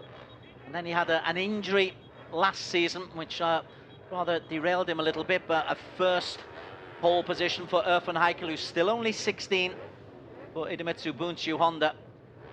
And there's a lot of excitement in Malaysia about this young fella. Next in, a real line of Malaysian racers. Yeah, one of 3 teenagers that ended up on pole position in ARRC for this weekend. Looking straight through there at the number 56. Number 56 is Galang Hendra in as a wild card, a very welcome one. It's a big, big grid. There are 27 starters and some good names amongst them as well. As we follow them down towards the first corner. Irfan Haikal, Idemitsu Bunchu Honda, the 16-year-old with his first ever pole. Chandra Hermawan for Yamaha Racing Indonesia, the wild card, alongside Fairozi Torkatola, who was at one stage looking to be championship leader. Row 2, led by Galang Hendra, Pratama next to him. Aiki Yoshi, who's expecting to win this afternoon. Gandha Ramadeepa qualified P6. Jafuddin Azman in P7. Hergen Adna Ferdaus, who's second in the championship, in P8 for Astra Honda Racing. And Cao Vietnam, Honda Racing Vietnam in P9. Expect him to have a good time this weekend. And another brilliant teenager starting further back than we expected in P10. Araya Gaska next to him. Really good progress for Warwick Tongnapakun for East NJT. His teammate Piowat Patumyos outside of him in P12. Then we have the Multiple Sniper Mantec racer Deandra Trihardika in 13. Yun Ton Ampul from Honda Racing Vietnam, and Irfan Ardiansa from SCK Honda Racing Team. Welcome back, Irfan. He is a wild card this weekend. And welcome back to number 222, Ray Ratakuri. He qualified 16th. He's got Nguyen Hutri inside of him, and Alfonsi de Guigan, the number 51 for SDG, outside of him. Young Indonesian Ramaputra for MS Glofamen Racing Team in P19. Gauti Ang for Team 1 for All in P20. Mosim Parambam for Idemitsu Honda Racing India in 21. P22 is Freya Makasuba, the Filipino for Pitspike One-Way JRT. Wang Jiadong for Victor Racing is next to him. And starting from 24th is Watcherin Subtimon. And 9 full rows for us today. Chun Cheng Jiang from TY Antares Racing, looking to improve his times. Yongyan Tse from Victor Racing, the Hong Kong racer, again looking to improve. And Kevin Samar Quintal, I think we're expecting a little bit better from Kevin. I think Kevin was expecting a little bit better for Idemitsu Honda Racing India. Well, he didn't participate in qualifying, so unfortunate for him. Hopefully that bike is in full working order for the race. Wow, what a big field this is. 27 on the grid. Race 1 of the weekend, AP 250. The revving engines tell us that we are underway, and it looks to be a clean start for everybody right in the middle. Bike number 88, Kandra Hamawan, seemed to get off to a decent start. Irfan Heikel, bike number 41, has been caught up a little bit into the blue Yamahas, who've made a real impact going into the first corner, Barry Russell. Yeah, and Galang Hendra came through from the second row. There he is, the number 56 with that speed block design on the Yamaha. He came through to second. He had a little glint in his eye in the pre-race interview with Daniel Bogas, did Galang Hendra. It's a home race for him. Of course, he is an international quality racer, and he'll be looking forward to this, you suspect, as they go out towards the Indian Ocean. Galang Hendra was in that lead, but now he's just lost that bike number 56. No, there he is, Galang Hendra, bike 56. Yeah, here comes Irfan Heikel. He didn't make the best of that pole position start, but he's very much in the mix. Number 41 there. Just squeezed out.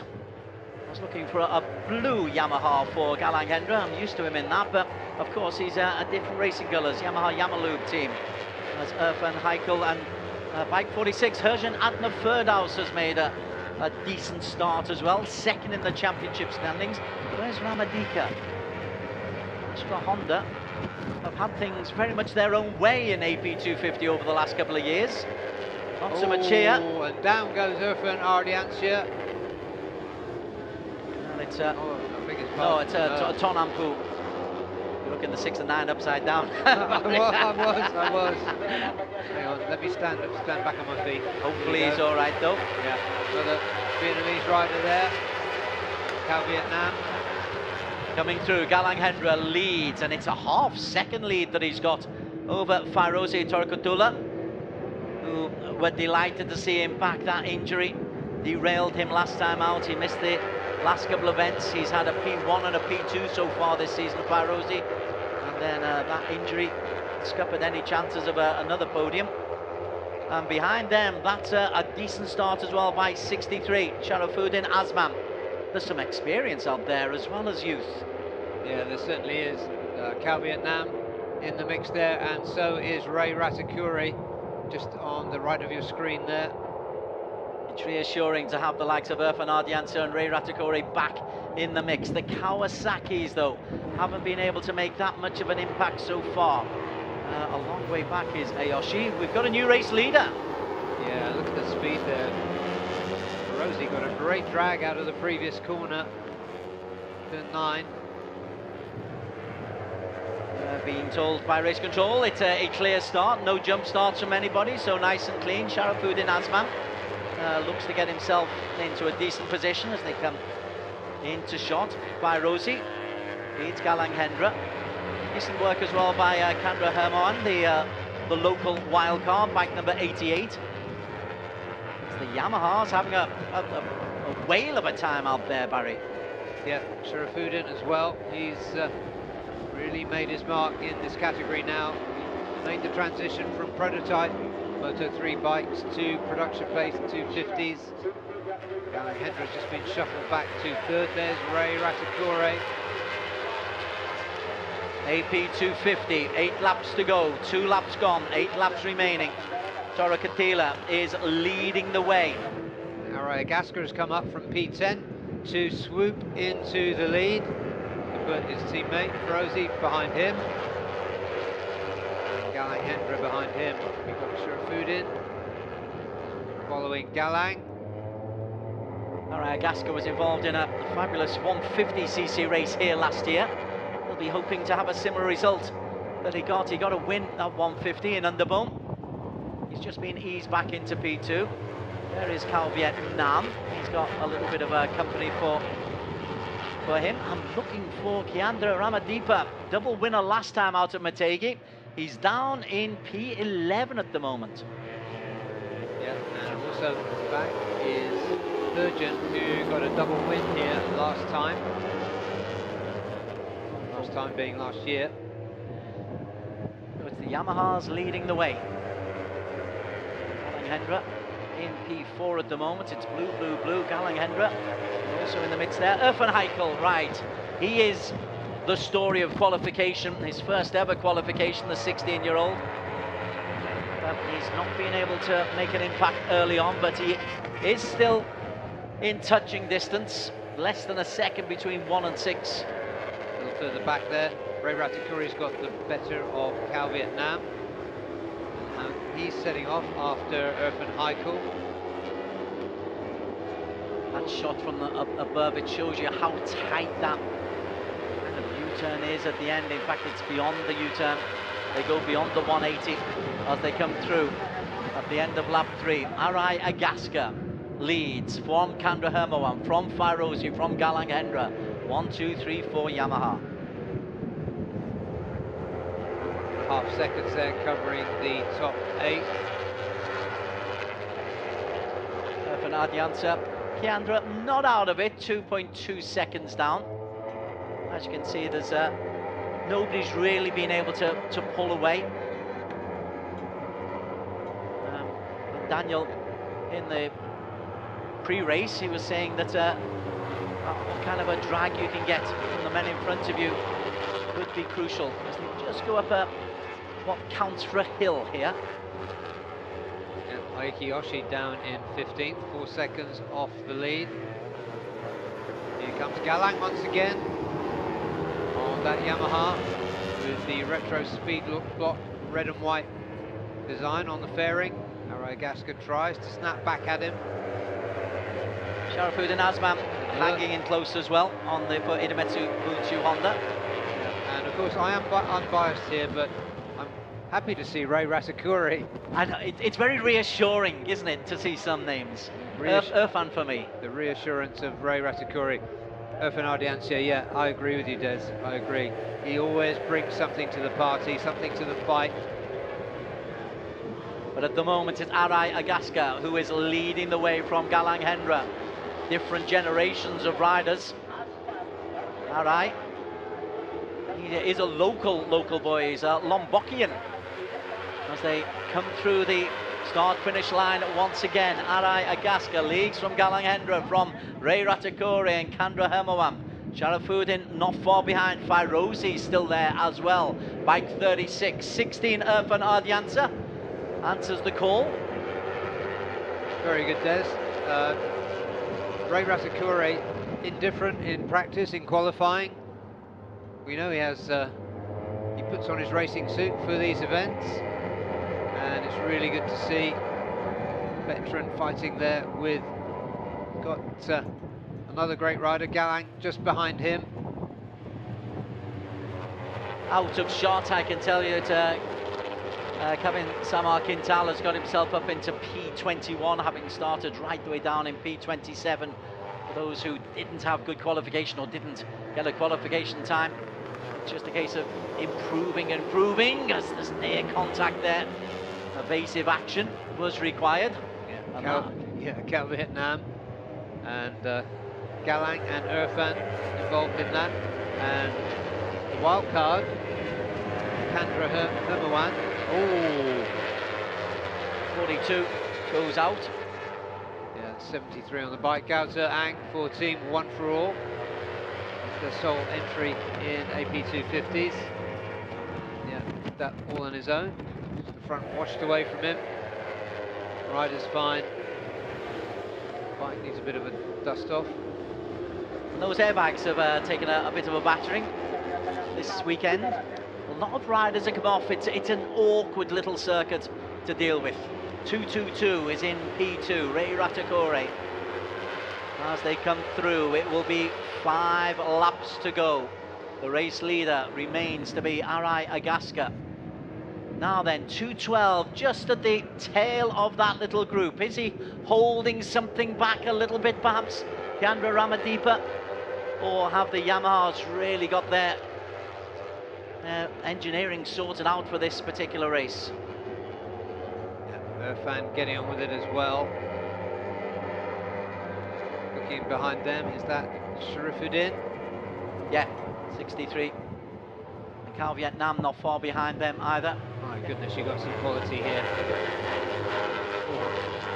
This is Underbone-esque. It is, and look at that. We know how aggressive Irfan can be. He just made up 4 places. Van Heikel is in there as well, bike number 41. So he was very, very quick in qualification. His setup was obviously good. His qualification time of 1:47.196. Nobody's got that quick in the race, but not far off it. Arai Agaska's just posted a 1:47.9. Yeah, and this is a good fighting performance from Irfan Heikel for Idemitsu Honda, the number 41. Arai Agaska still leads. Irfan Ardiansa, good old famous name. He's giving us a change of colour away from the blue. Irfan has to slam on the brakes. Such an awkward corner, that turn 16. Yeah, good bit of racecraft there to hustle Irfan Heikel behind him from Ray Ratakore. The bosses look on impassively. Yeah. Still Arai Agaska leads from Irfan Ardiansa. Bike number 16, wild card for SCK Honda Racing. Andy Fadley looking on too, the injured Andy Fadley. Yes. Good to see him here. Arai still leads. Irfan has lost P2 to Fairozi, who was injured. It is good to see Fairozi back. A P1 in Buriram, a P2 in Zhuhai. Then injury, so he'll be looking to try to really take advantage of the Keandra and Herjan Adna misfiring so far. Herjan down in P10, Keandra down in P11. They are 2 and 1 respectively in the championship standings. Yeah, Irfan's Honda is quick.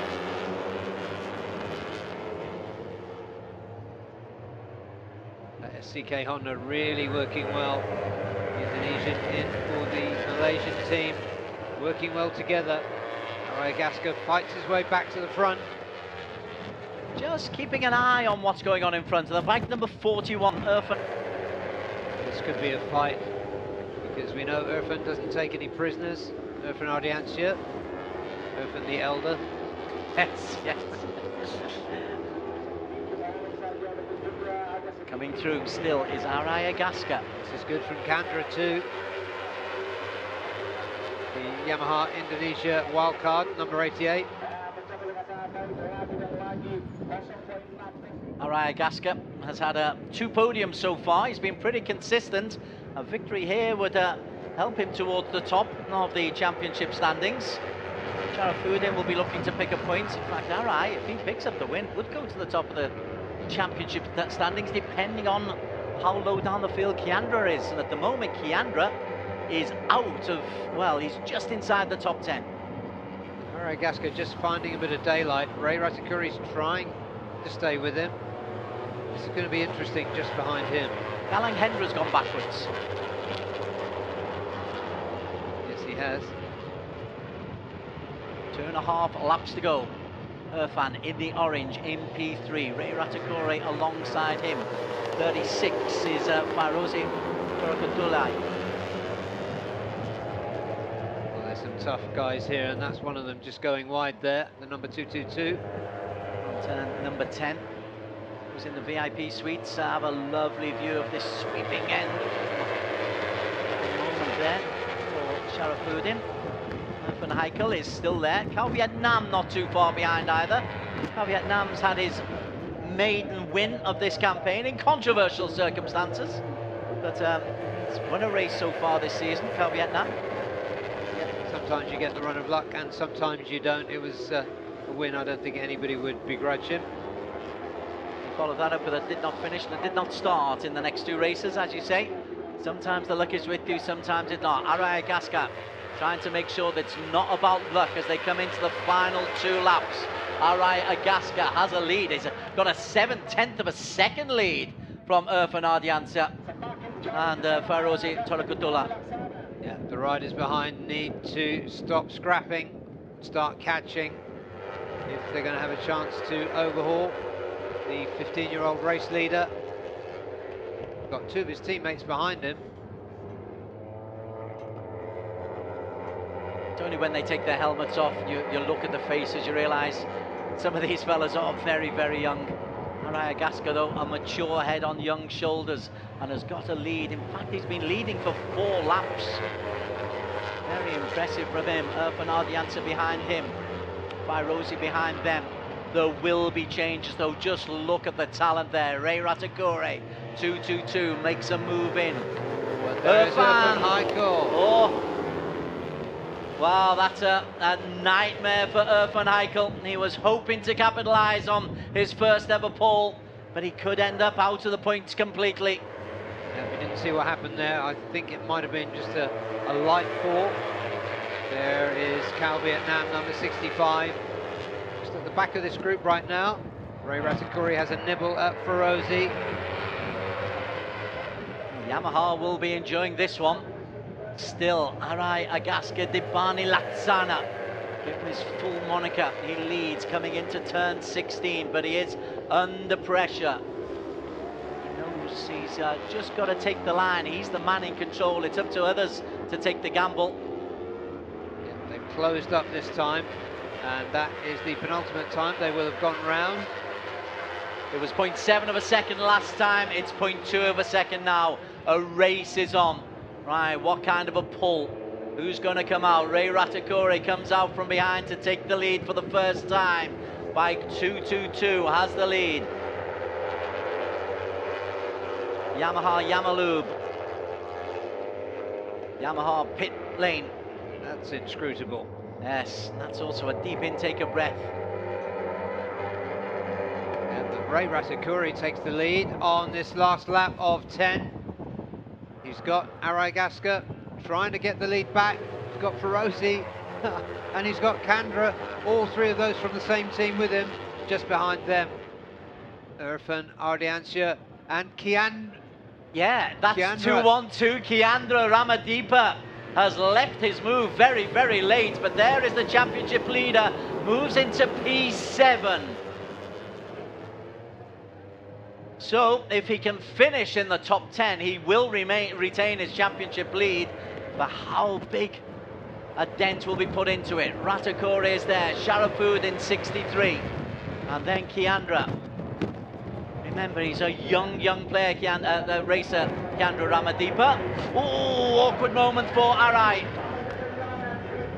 Yeah, and he goes off onto the green. That wasn't his fault. I don't think race control will be looking at that.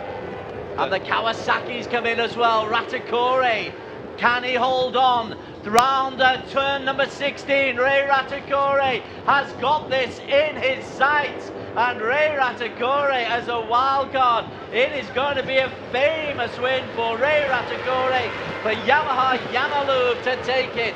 Cal Vietnam in P2, Fairozi Torikatula back in form in 3, Arai Gaska 4, Kandra Hermo in 5, and a popular win there for Ray Ratagore, Barry Russell.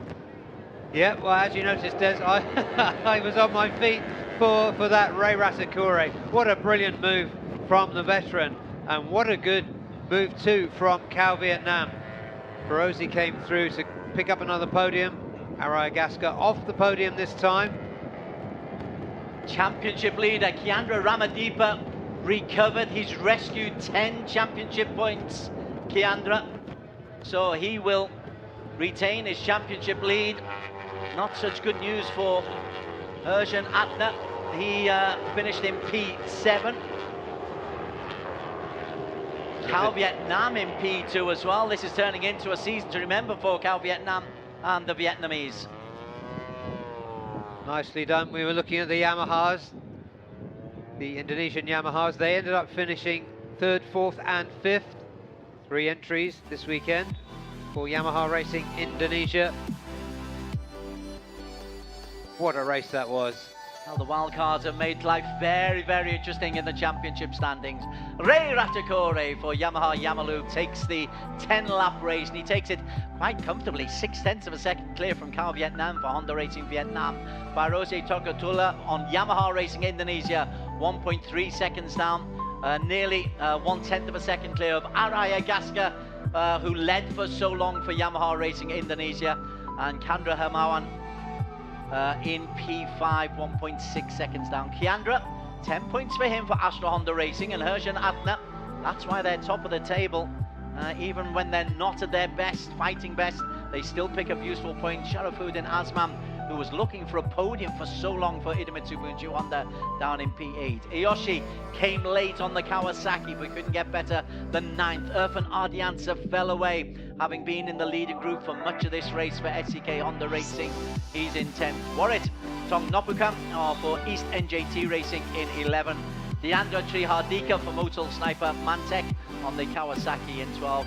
Pirwat 13. Galang Hendra, who led in the early stages, down in P14, and Alfonsi Dakigam, the youngster from SDG Team Harkro, down in P15, the last of the point scorers. A huge crowd greet Ray Ratagore as he comes. Well, he tries to come into Park Fermé, he's been blocked. Hugs all round.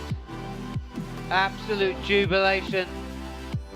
We were pleased to see Ray Ratagore back here as a wild card for this round at Mandalika. We daren't have expected him to win. What a story, what a race. Further down, Kevin Quintel got himself up into P19. Did not finish for To Anpu. We saw him go out. We saw Ziang go out as well. We saw Irfan Heikel go out. Real frustration for Irfan. No points for the Idemitsu Honda Racing Team. I can tell you Barry Russell is up out of his seat, peering to see how Ray Ratagore is being mobbed by a very, very happy group. And it is a really popular win for Ratagore. Yeah, Arayagaska just stopped his bike, came across to congratulate him too, probably one of his heroes. But there he is, let me sit back down. Barry doesn't often get that excited, but you were pretty excited by that today. It's the grit, it's the story, it's the Rocky kind of thing that gets you going, or gets me going anyway, Des. And he's enjoying his moment in the spotlight. And it's not like he started particularly well. He was down on 16 on the grid. Yeah, it was good to see him here, but it didn't look as though he was going to be on a competitive package this weekend.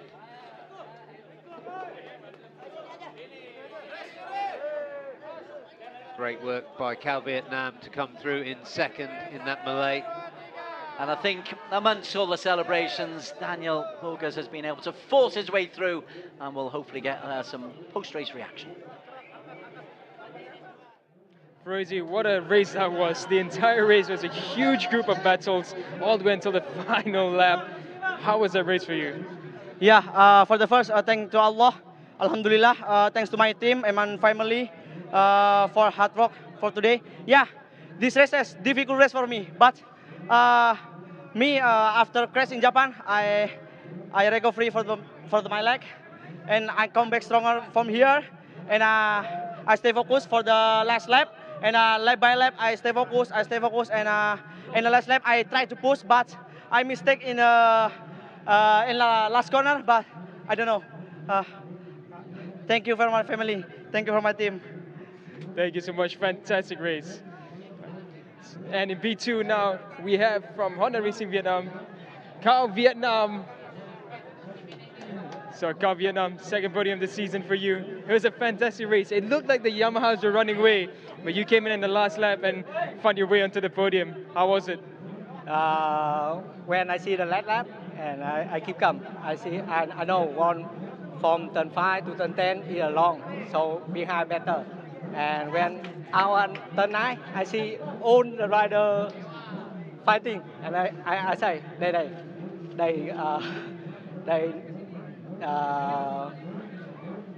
I see Didier this time, so I entry, and then get scared, make the mistake in turn 30.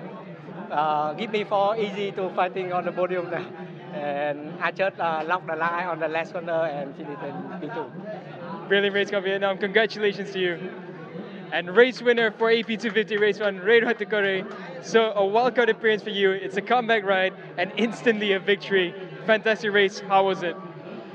This race, I say thanks to my team, Carlos RRS IMS, for support the wildcard this series. And now this race, for start until finish, I push lap by lap more consistent, and then I see the last lap I more push because my tire already coming down. I try more push hard. Now I get the podium 1. Terima kasih buat semua yang sudah support Yamaha Indonesia, Carlos sama AMS sudah support bisa wildcard di sini. Berharap tahun depan bisa full season. Terima kasih. Thank you so much, Ray. Big congratulations to you.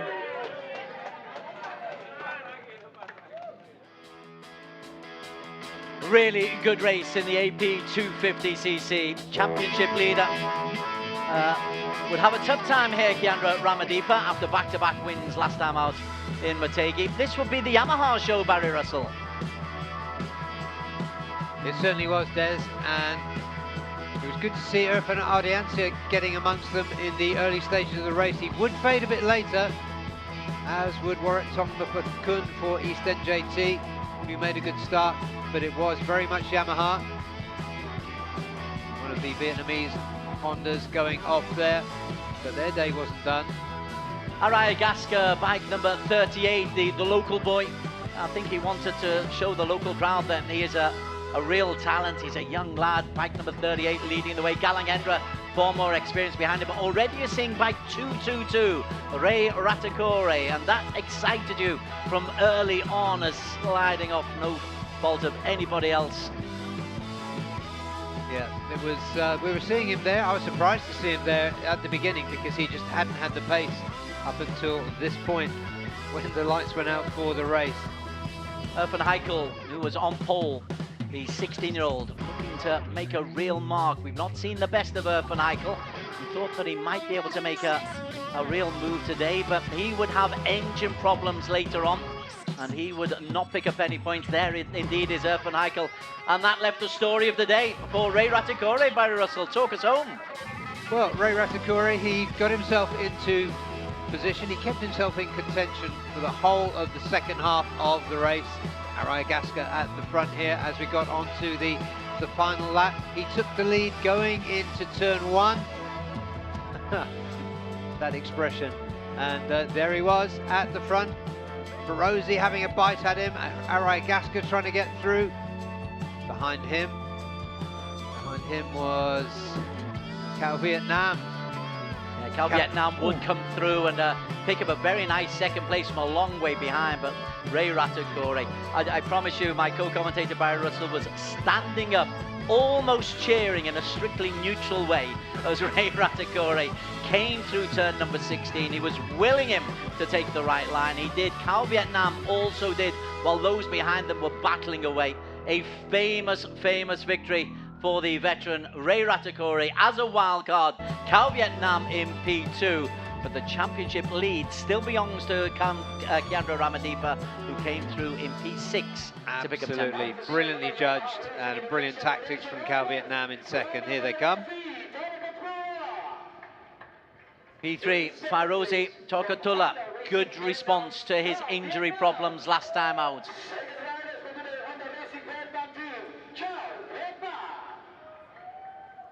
Cal Vietnam, second podium.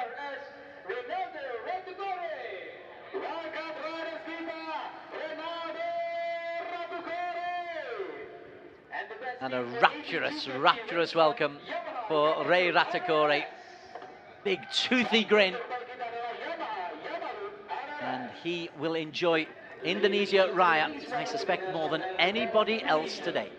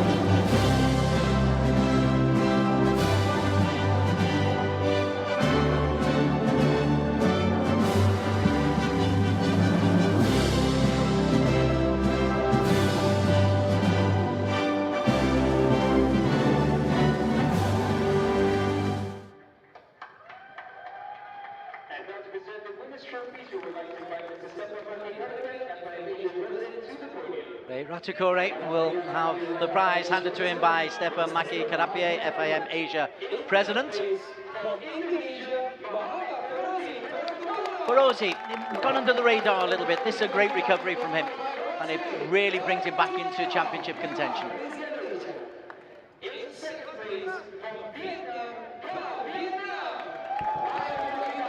No questioning the quality of Cal Vietnam. He's been there or thereabouts all the way through the season.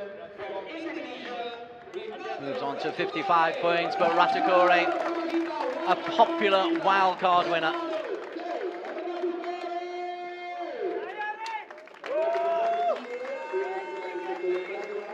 Even as a regular rider in ARRC, he always had to raise his own team, put his own operation together. Here he is, 2024, on top of the podium. And the team award prize being handed out by Mr. Chiokazu Handa, the managing director of Idemitsu Lube Asia Pacific. And as always, we really thank all of the sponsors. Idemitsu have been long-time supporters of the Asian Road Racing Championship, and they help bring us these really fabulous stories. We've had some good stories today, but Ratakore is a popular one and will make all the social media rounds and even the regular press rounds in Indonesia. It's a popular win. Ratakore takes it, Fairozi in P3, and Cal Vietnam from Vietnam in P2. What does it mean to the overall championship standings? Well, it's another Indonesia good news story, because Keandra Ramadipa, despite only a P6 today, has done enough to retain his championship lead. Apologies, I'm just getting a little bit ahead of myself. Now we'll move on to it, as we use the rumble strips as a nice little background. Kiandra, 91 points, leads Persian Adna Firdous by 5.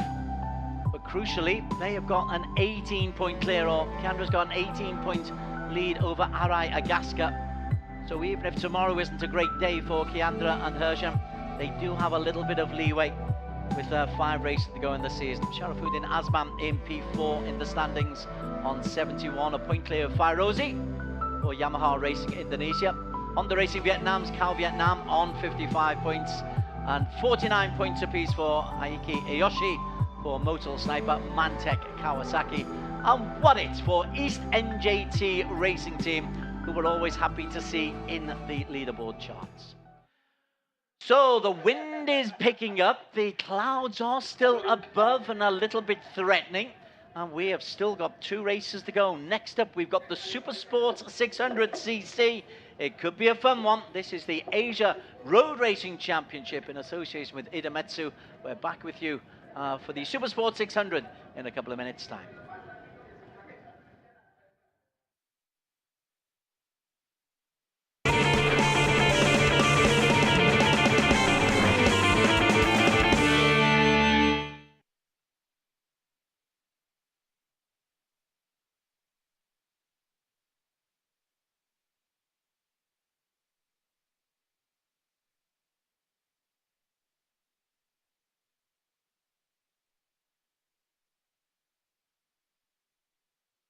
Idemitsu IRG5. Start like a rocket and ship like silk with Superbike proven nano-tailored oil.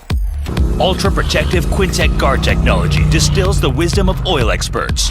5 protective benefits in harmony unleash the peak performance of your engine. Nano Silky Tech ensures extra smooth upshifting at high RPM. Rocket starts, silky shifts. Idemitsu IRG5.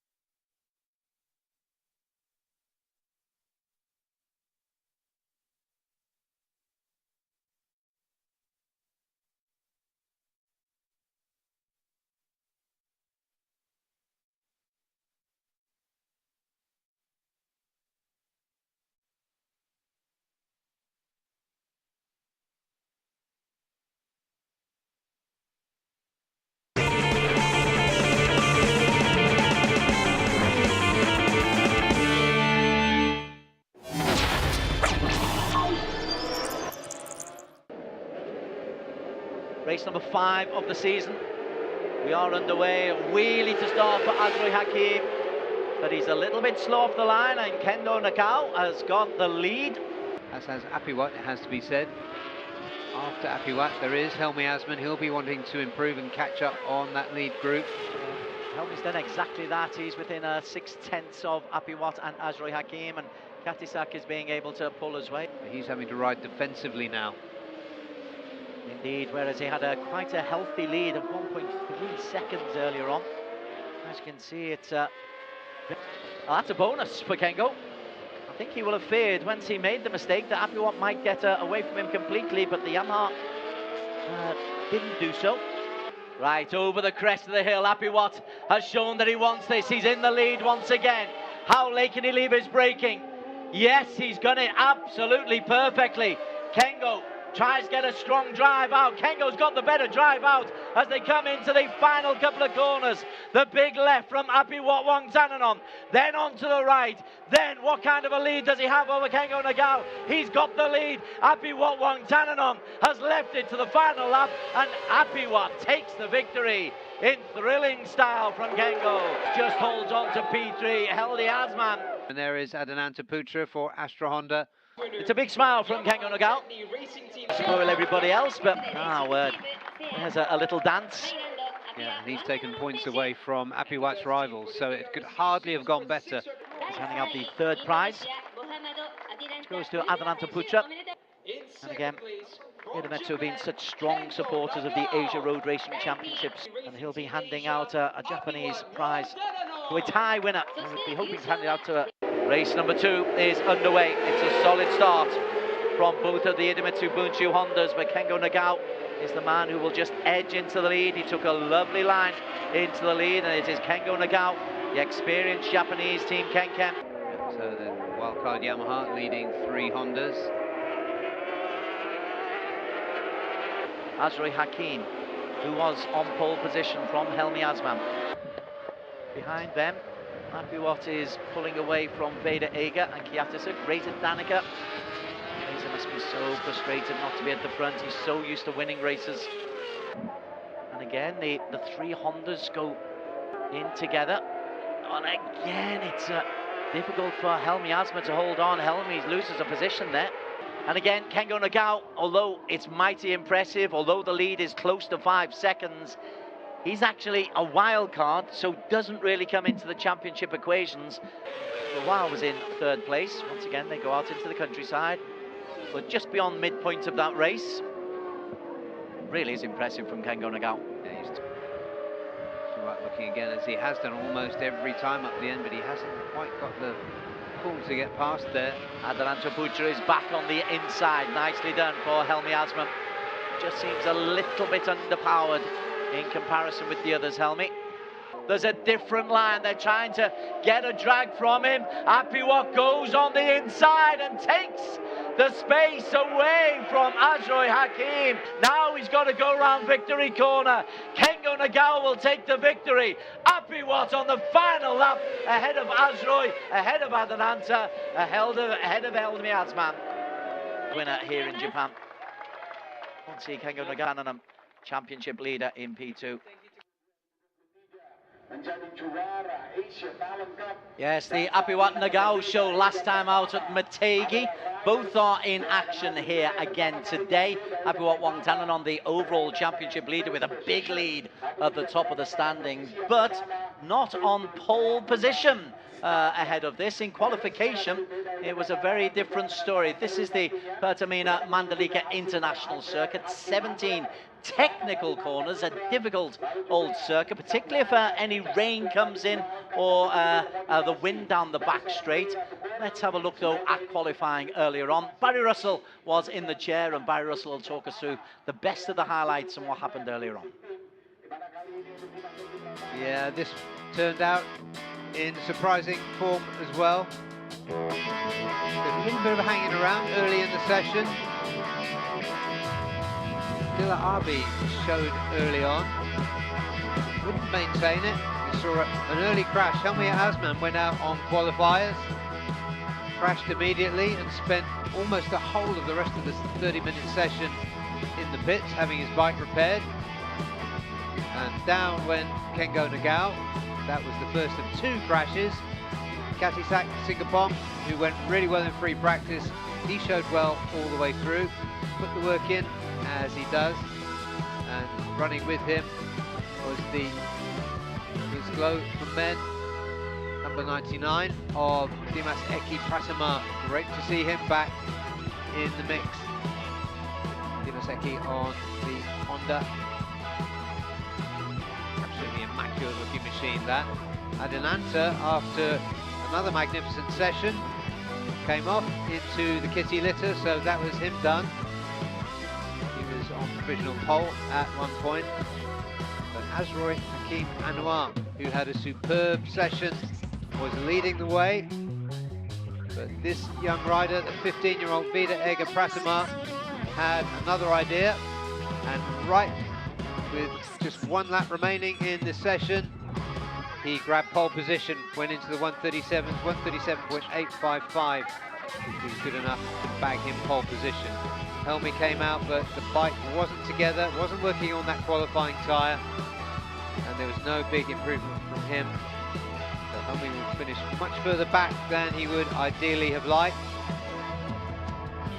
But impressive from young Vida, impressive from Azroy. Kengo Nagao, as we were about to see, had his second crash of the session. High side, his bike chased him down the road. It looked as though he came away uninjured from that. Azroy kept going. This was really race setup, but his pace was really good. And this is going to be interesting for this afternoon, because I do think Azroy has got pace. Vader will start from pole position this afternoon. Barry Russell with the analysis of what went on earlier on today. And we've got 1 or 2 wildcards amongst the pack, including Demas Eki Pratama. Let's go down to the grid, and the hard-working Daniel Bogas is waiting for us. So on the grid, if you look up to the sky, the weather's completely different. It looked like there may be rain clouds coming, but it's blowing away to the center of the island. So for now, the weather's looking good for the race. And speaking of looking good, we got Veda Ega over here, who qualified on pole for the first time. Is taking the photos right now. So Veda, you've been fantastic in every single championship you've ridden in, and pole position now in Supersport 600. How are you feeling? Yeah, first pole position for me in Supersport 600, and this race is home race in Indonesia. I have confidence in this race. I will do my best. Thank you so much, Veda. We look forward to it. Thank you. So now we're going to make our way down the grid a little bit. So I'm going to take you guys on a journey. Over there we have Papi Sharon just watching on, just trying to get a glimpse of the action before it's his turn on the grid. Now we're just walking past. We got Wayu Nugroho as well. So we got, this big surprise for me is that Helmi Yasman starting in row 4. We're going to have a quick word with Helmi. He had a bit of an issue in qualifying, so let's try and get a word with him. So Helmi, qualifying didn't really go to plan, but we forget about qualifying. It's race 1. How are you feeling? Yes, of course. I'm really disappointed for this qualification, because I know I can do much better from yesterday. So unlucky for early beginning of the session, but this is race time, so it's quite long also the race. So I hope I can push more for the front group. The weather a bit different from yesterday. How are you feeling about that? Yes, today is much better than yesterday. So I will keep positive, and I will try to attack from the beginning of the race. Awesome. Thank you so much, Helmi. Good luck. And now we're going to head to P12 to another rider who we expected to qualify higher, especially after his amazing performance in Motegi, Kengo Nagao. So let's have a quick word with Kengo. Kengo, qualifying didn't go exactly to plan for you either. So how are you feeling about the race? Because your pace was looking good. So qualifying very difficult. I crash second time crash. But race team clear, machine clear. Do my best. Let's go. Okay. Awesome, Kengo. Good luck for this race. Back to you, Desenberry. Let's go, okay, just as we see him sliding down the road with that bike chasing him at an alarming rate of knots. Thank you, Daniel, for your work down on the grid as usual. Veda Ega Pratama, 15-year-old, you keep mentioning quite rightly the number of teenagers who are on pole position. Fourth of the afternoon, indeed. It's remarkable, isn't it? Well, we're looking at Azroy Hakim, who's alongside Veda Ega. There's a lot of experience with Azroy Hakim and the likes of Adnan Topucha and Dimas Eki coming back as a wild card. Will that put extra pressure on Veda Ega, or do you think he's a generational talent? I think yes, I do think he's a bit of a generational talent. I also think that Azroy has got some fantastic pace. And it'll be interesting to see what Kengo Nagao can do in race conditions. So there's Dimas Eki leading that MS Glow for Men team. Good to see him there. Apiwat Wongtananon. Just a little bit careful putting on that left glove. He cracked his left wrist 2 weeks ago at a domestic race. in Buriram. So just a little bit ginger, putting that left glove on. Championship leader by quite a way is Apiwat, just to remind you. Yeah, he has a 37-point lead. Reza Danica, this is the best we've seen him overall so far this weekend. In the end, he qualified down in 6th, but he was at the top in 2 out of 3 qualifying sessions yesterday. So we're hoping for good things from Reza Danica RNs2. Reza is the 250 defending champion. He steps up. Adnan Chaputra is 2nd in the championship standings, but they're a long way behind. Adnan for Astra Honda Racing. He's had 3 podiums this season and 2 P4s, so his form has been very, very consistent, Adelantra. Adelantra seems to get better every time he gets on that bike, so I certainly think out of the more experienced riders here, let's count Adelantra amongst them, and Azroy, they'll be up there. Who knows what Apiwat can do on a race day, and Kengo Nagao coming from the back is interesting. He, of course, is in for the injured Andy Padley for Yamaha Racing Indonesia. Get better soon, Andy. We're missing you on the ARRC tour. It was good to see him in the pits earlier. McKinley Carapaz from Philippines is down in P13 for Yamaha Techni Racing. This is very much a learning season at Supersport 600 for McKinley Carapaz. Helmi Asman down in P10 on the 600s. I mean, you can make up the ground. You don't want to be in P10, but it's not the end of the world for Helmi, so long as he gets a good start and can get in contention fairly early. Yeah, just more risk. He's got riders to get past early in the race. He needs to make a good start and get through the pack. So the formation lap is there. There will be 14 starters for us today.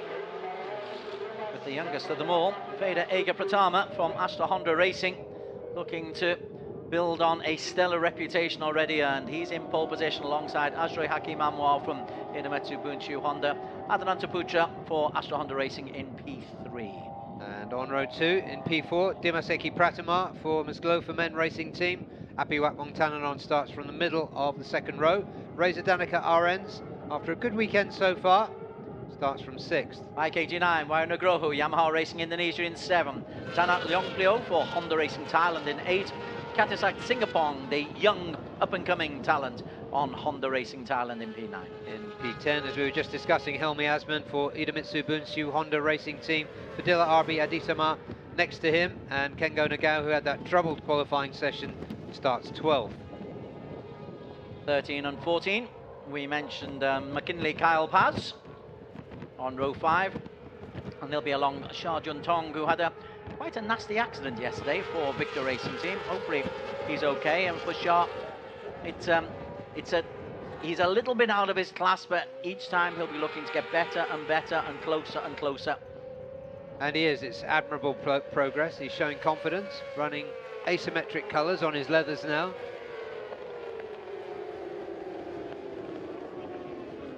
I'm looking forward to seeing if Azroy Hakim Anwar can make any kind of headway. He's on 52 points.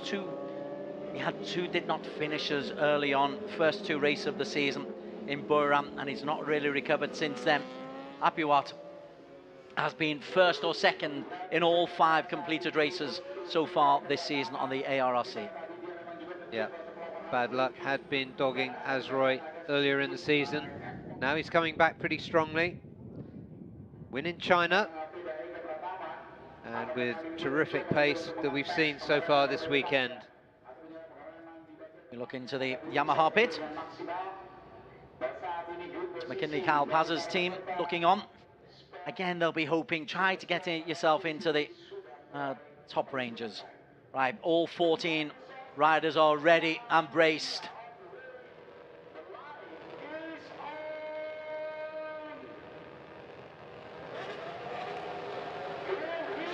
Supersport 600 is a go. Everybody off nice and clean. On the right-hand side, Adnan Chaputra looks to have made a healthy start in the middle. Veda Ega has got off to a very good start. Talk about no nerves. The youngster absolutely wonderful through the first. Yeah, nice conversion of pole position into whole shot by Veda Ega, and a really nice start from row 2 from Apiwat. Adananta is just behind him. Yeah, Apiwat Wongtananon with you don't keep him out of the headlines for long in this class in Super Sport 600. And having come 5th and not really being the talk of the town, he gets himself up to P2 very, very early on. Azroy Hakim a little bit slow off the mark and going off the track there. Oof. That's interesting. That's not the line you meant to take, Vader. Yeah, Vader has demoted himself down to 6th and promoted himself almost back up. Oh, bit of contact there with Dimas Eki. Perhaps a bit of a rush of blood there from the young Indonesian. Well, he's just completely always lost the front end and just did well to grab it back. Takes the shortcut. Meanwhile, who benefited from that? Well, it's Azroy. Yeah, absolutely. And while we were looking at that, I was expecting to come back and see Apiwat Wongtananon in the lead, but he must have been distracted by what was going on there. And it is indeed Azroy Hakim Anwar who's got into the lead. Where are we looking for bike number 32, Helmi Asman? Has he got himself a little bit up? There he is. I can't see what... He's just behind Peter Ega Pratama. Helmi Asman up into P8. 1.5 seconds separating Azroy Hakim at the front. Adelanta Apiwat and Reza Danica has done well to get himself up into P4. Yeah, Reza Danica making his presence felt behind Apiwat Wongtananon. Adelanta having moved ahead. 93 is Fadila Abe Aditama, another of the wildcards. Fadila for Astra Honda Racing. I feel that the progress he's making, Adelanta will win a Supersport 600 race sooner or later. Way too early to call it now, especially given the pace we've seen all weekend from Azroy. That was a strange old line coming in there from Dimaseki Pratama. And cutting across. Oh, there's so much late braking. Yeah, who gets the power down coming out of the corners better is the question. Adelanta doing particularly well. Yeah, Apiwat doing well behind him too. Dimaseki really on a move. Gosh, that was a chaotic moment. It's deceptive, this course. You think it's open, and then suddenly, with no visible obstacles, you've got to take the right and the left, and they're a bit more severe than you think they are. This 16, for example, it doubles back on itself. It's more than a hairpin. Apiwat moves into P2 and gets the hairpin beautifully right. What a neat move that was. Absolutely clean. The blue Yamaha, as we look at the black Dimas Eki Pratama for MS Glow for Men Racing Team. Very stylish look. Apiwat in P2. Adelanta leads from Apiwat, from Azroy Hakim, Reza Danica, Dimas Eki. Engo Nagao has got off to a slow start and has stayed down in P12. This is good performance so far, early on from Adelanta Putra. He's really confident now on this Supersport 600. Last year was his rookie year. He made good, steady progress, and now he's a front runner, starting the second half of the season this weekend in Mandalika, in second place in the standings. Peter Ega, having started in pole, made that mistake. He recovered a little bit of his poise and his calm. He's still in that leading little group. Bike number 54. Azroy has got back in front of Apiwat. Plenty of Astra Honda fans, of course, here. A massive stadium. They're putting up new stands virtually every time we see it. We come to this venue. Adelanta Putra still leads the way. Dimaseki is having a lot of fun out there. He is really racing for fun. Azroy Hakim has got himself ahead once again of Apiwat Wongtananon. Apiwat doesn't quite seem his usual dominant self this weekend. No, it could be the injury, or he's not a rider who would ever want to show any weakness or pain to his rivals. But a broken wrist is a broken wrist. Yeah, it does hurt. In dry conditions, you have to put a lot of pressure on the bike to get it to turn from these high speeds. Adelanta Putra leads the way. Azroy Hakim has just posted the fastest time so far, a 1:38.4, which is nearly 0.2 quicker than anybody else. Dimaseki is down. Dimaseki was the second fastest racer. He will not be completing this race. Immaculate must go for men. Honda not so immaculate anymore. Unfortunate, he was looking good up in the mix at the front. That's left the front three with a bit of a gap on the rest of the field as Adenanta takes back the lead for Astra Honda. Bunchu Honda behind him. Yamaha Techni Racing behind him. Yeah, that was a lovely bit of improvisation, and so as Roy says, if you can do it on one corner, I can do it on the next. It is all about, it's such a flowy circuit. There are different lines that take you through to the next corner and beyond. So we've seen this several times in all categories, that as soon as one is overtaken, the line enables you to retake your place. Azroy Hakim Amwar leads. Look at that, through on the inside. Goes Apiwat Wangtananon. Yeah, that looks like a favourite spot for Apiwat. He wants to get off after Azroy. Helmi Asman come up now. He's up to P6. Got Vida just ahead of him. Azroy Hakim Amwar's got a lead of 0.6 of a second over Adenanta and Apiwat Wangtananon. Adenanta in P2 for Astra Honda Racing. But this is impressive for Azroy Hakim. Adenanta, sorry Des, Adenanta getting back in front of Apiwat. And coming up behind him is Razor. Having a look at the back of Apiwat, so it's good progress, and good to see Razor on these bigger bikes. Becoming truly competitive. Still a long way to go, but it's 0.7 of a second lead for Azroy Hakim Amwar. That front group is expanding because Vida Ega is getting back on the pace, and Helmi Asman is right behind him. So just 1.6 seconds last time around, covering that top six. Yeah, bike 32, Helmi Asman had a difficult time in qualification, but looked pretty determined in the pre-race interview with Daniel Bogas. And there he is, he's actually in a genuine battle there for P2. He's at the back of the little group. Behind them, he's got Pradila and Tanat. But in the lead, Azroy Hakim Amwar, he's doing this beautifully. It's almost like he's on rails at the moment. We're not focusing on him because he's gone through. His lead is still 0.7 of a second, lapping 138, mid 138s. Yeah, this is good form from Razor. He's trying to pick a fight with Apiwat. Only the bravest do that. I'm liking that. Adenanta in P2. Apiwat, nice clean line in the blue Yamaha.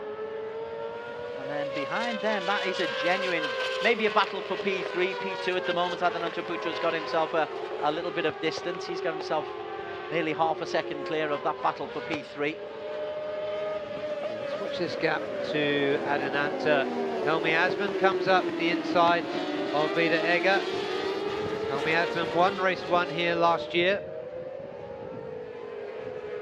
He hasn't had a win so far. He's had 2 podiums this year.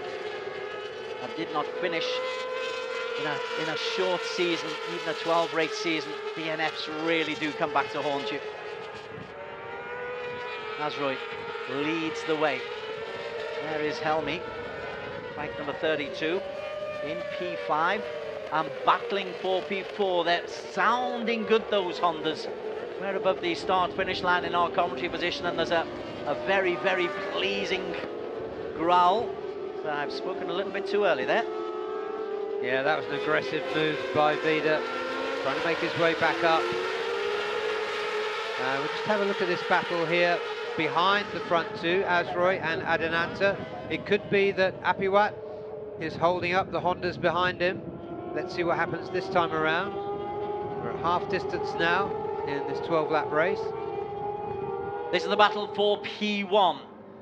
0.2 of a second quicker on that lap was Mohamed Adenanta Putra for Astra Honda Racing. He's just posted the best time of the race, a 1:38.3. which was a 10th quicker than Azroy Hakim. So he's closing the gap in P3. That is Apiwat was under pressure, just closes the gate in time, and the real pressure from Veda Aga, who's become very aggressive. Now it's a 5-way battle for P3. And Veda Aga and Reza Danica, they've all gone past the Yamaha. I think you were right, the Yamaha of Apiwat Wongtananon was holding them up, Barry Russell. Now, let's see whether Veda Aga can lead that group of 3 Hondas up onto the back of Adinanta, who's in 2nd place. There's plenty of time, and if they work together, this little group of 3, they could find themselves going into the last couple of laps with a genuine chance of not even a podium, but a top 2 place. Let's see if they can work together. Azroy Hakim leads by 0.5 of a second, and then there's another 1.3 seconds between 2 and 3. Veda Aga, bike 54, leads Reza Danica to Astra Honda and Idemitsu Bunchu Honda, and the Yamaha is trying to get a drag for the lead. The lead between 2 and 3 has actually gone up, Barry. Yeah, and the lead, well, the battle for the lead has come down. Constantine and up, yeah, absolutely. But let's see, now that Veda Aga has got 3 of Apiwat, whether they can close the gap, we'll be able to see this time around. Azroy Hakim looking for his 2nd win of the season. Behind them, this is the battle for P3. Veda Aga, who was on pole position, he's looking for his 1st podium of the season. Oh, well, this is a battle for the win now between Adinanta and Azroy. Here comes Adinanta. Well, we've seen this happen before. One can take the lead if the line is different from the man behind, Azroy Hakim. He might be able to strike back immediately, but not on this occasion. Adinanta Putra, perfect line from the Indonesian. He himself, we call him, he's a comparative veteran, they say, Astra Honda team, but he himself is only just 20.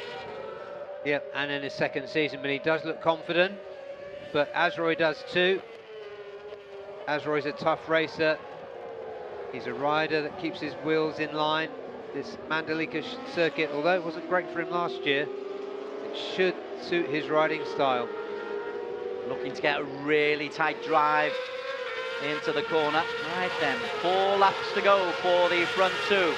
The lead has changed hands. Adinanta Putra, he is now the man being chased, but the lead is, what, less than a 1/10 of a second, and we have a new race leader. We do, and what we're looking out for now, the gap has shrunk slightly back to P3, but the question is, will these 2 hold each other up and allow Veda leading those 3 Hondas behind them catch up? Intriguing situation and a great battle here between these 2, Indonesian Honda and a Malaysian Honda. In many ways, they're not battling. It's almost like they're helping each other out, keep the lead, and let's sort out 1 and 2 between us on the last lap. Could be what's going through their minds. There's the battle. To his credit, Apiwat Wongtananon has not been dropped by the 3 Hondas. He was overtaken within a couple of corners on lap number 4, but he stayed close since then. Yeah, really, Yamaha's nowhere in this particular contest. Apiwat in 6th, just hanging on. And then we've got Kengo down in 10th. Wayu Nugroho, McKinley Carl-Paz, Charjun Tong, all at the back of this field. There's the battle for P3. Azroy,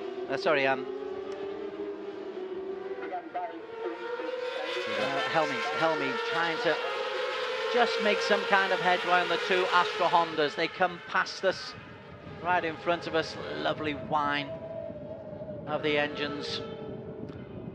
Yeah, the 2 leaders are lapping slightly quicker than the others. The gap expanded by a couple of 10ths that time. It seems as though the chasing group not making an impression.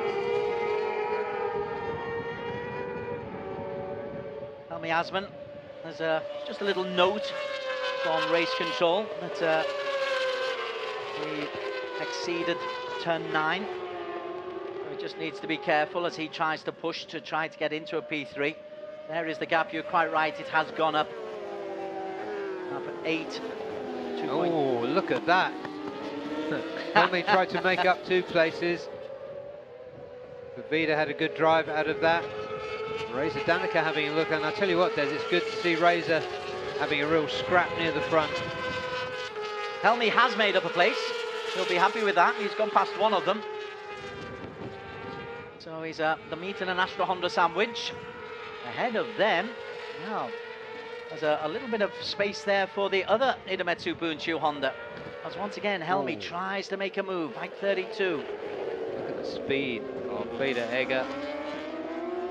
And Katisak not far behind here, so you've got the group of 4 and then the youngster Katisak Singapong. 1 and 2 go through. Half a second between them. 2 seconds between P2 and P4. So that gap has... Oh, Vida Egger gets well out of shape under braking for turn 1. That allows Helmi to go through. That allows Reza to go through as well. And Apiwat. One mistake. It's all it takes. A little bit of pressure is on there. Vader, well, he is still a young racer. He will make mistakes, but he won't be happy to have made it. That's a crucial part of this race. And this is looking good for Idemitsu Bunchu Honda. 1 and 3 at the moment. Yeah, this is good. We know Helmi goes well here.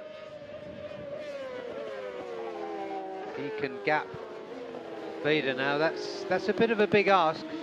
But honestly, Des, until this point in the season, we were talking about can Vida Egger grow up into the 600s. We haven't even mentioned that as a factor this weekend. He has arrived in Supersport 600s. Katisak is making a move as well. This is really good. He's another young racer. Okay, he's got in a Talent Cup that's got to come to Mandalika again later this year. My word, how he'd love to take a Apiwat Wangtanan on. That would be a real scalp for him. Looks like he's got the pace. But catching Apiwat is one thing, overtaking him is another. He's right on the back wheel, is young Katisak Singapong. For Honda Racing Thailand as we come into the final lap.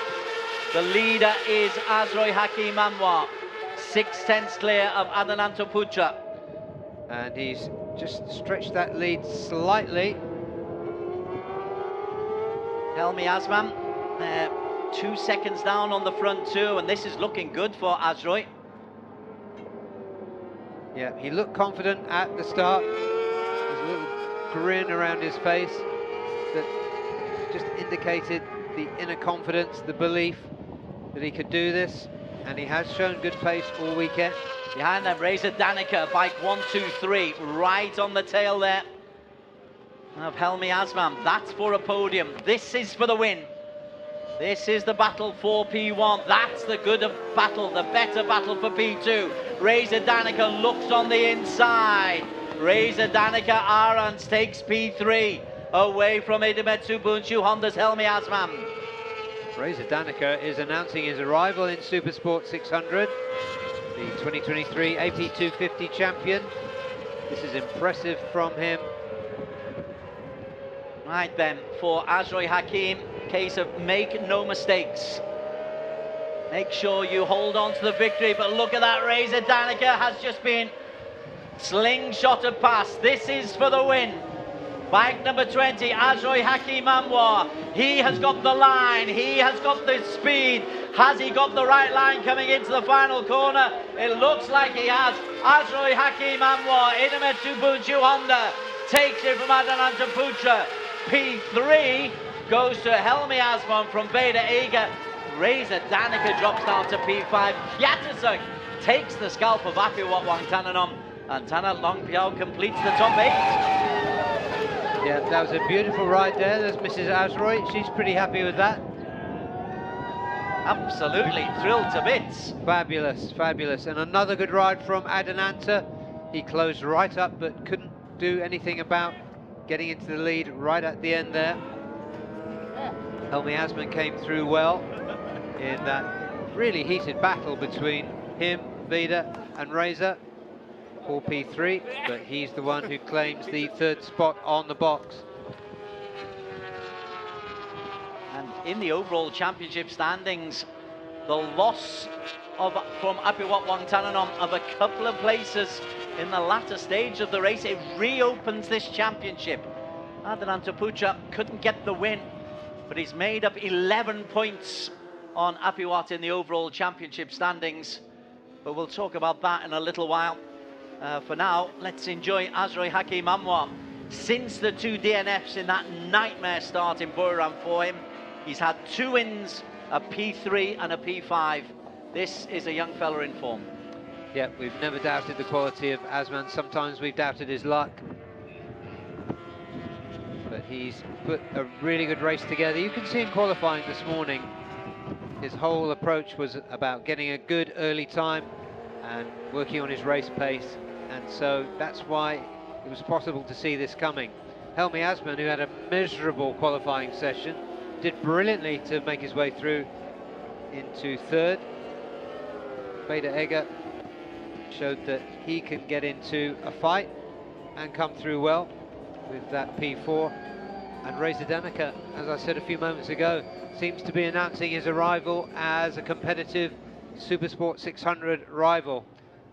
Little chat here between the 2 close friends and teammates, Azroy and Helmi. Helmi's going to be pleased with that. He came from P10. Confirmation, Azroy Hakim Anwar. Very impressive performance. Taking it for Idemitsu Honda over Astra Honda Racing's Adananta Putra Helmi. His brother in sport, Azroy Hakim. Helmi gets P3, so they'll be sharing the podium again. But 2.8 seconds is an impressive margin of victory for Azroy Hakim.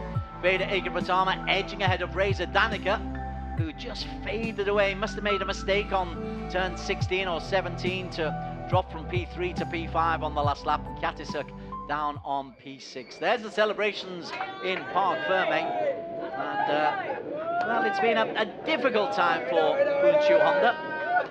But a hug from the missus. A nice, fabulous viewpoint.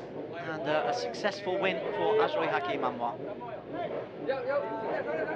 What a fantastic team, Idemitsu Bunsu Honda, in this championship.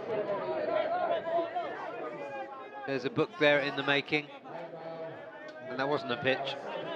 But there's Helmi, and that was a fantastic job, fantastic recovery from Helmi after miserable qualifying, starting from P10. Having to fight his way through some really, really good races. Second place for Adananta Putra. He's put in a fine series of results. 6 races, 4 podiums, not been out the top 4. We'll find about more of that later. Let's go down to Daniel. As you can see, he's ready to get post-race interviews. We met you on the grid all the way down in P10, where we're meeting you now in P3. What a race that was from you and what a battle.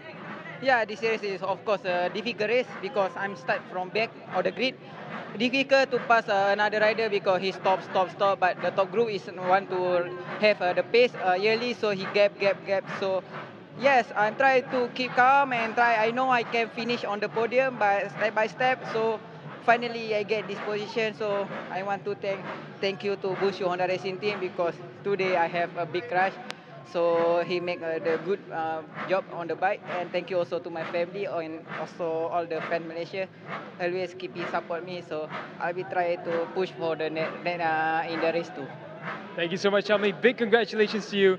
And in P2, we have Adananta Putra. Adananta, what a race that was from you, and what a close battle it was until the end between you and Azroy. How was it out there? Yes, Azroy very fast. He have also a very good pace on the race. I try to follow from the beginning until last. Yeah, I very struggle on my rear tire because many slide when I try to open early, very difficult. Yes, but I try to just maintain until at the end, yes, in the last sector, in the last lap, I try to push and catch Asroy, but yeah, maybe if I overtake in the last two corner, maybe can, but too high risk because I want to maintain my point now. Yes. Thank you so much, Adinanta. Big congratulations to you. And race winner for race 1 for the Super Sport 600, Azroy Hakim Anwar. Azroy, what a fantastic ride that was from you. There was late pressure once again from Adinanta Putra, but you held on and managed to finish in first. How was that for you? Syukur Alhamdulillah, back to the top after a long time. So I want to thanks to my team, Bunsio Honda, for all the hard work. So today is not, I mean, yesterday I have some problem on the bike and I struggle all day yesterday. So today morning we changed some setup that make me have some comfortable on the bike. So on the race I just pushing until the last lap. So and I know there are Adenanta behind, but sometimes I heard Adenanta bike sound, but sometimes no. So I know that my pace is good. But yeah, I think this is my day after difficult moment, and I want to say today is Honda day, not blue. Yeah, see you tomorrow. Thank you so much, Azroy. Congratulations.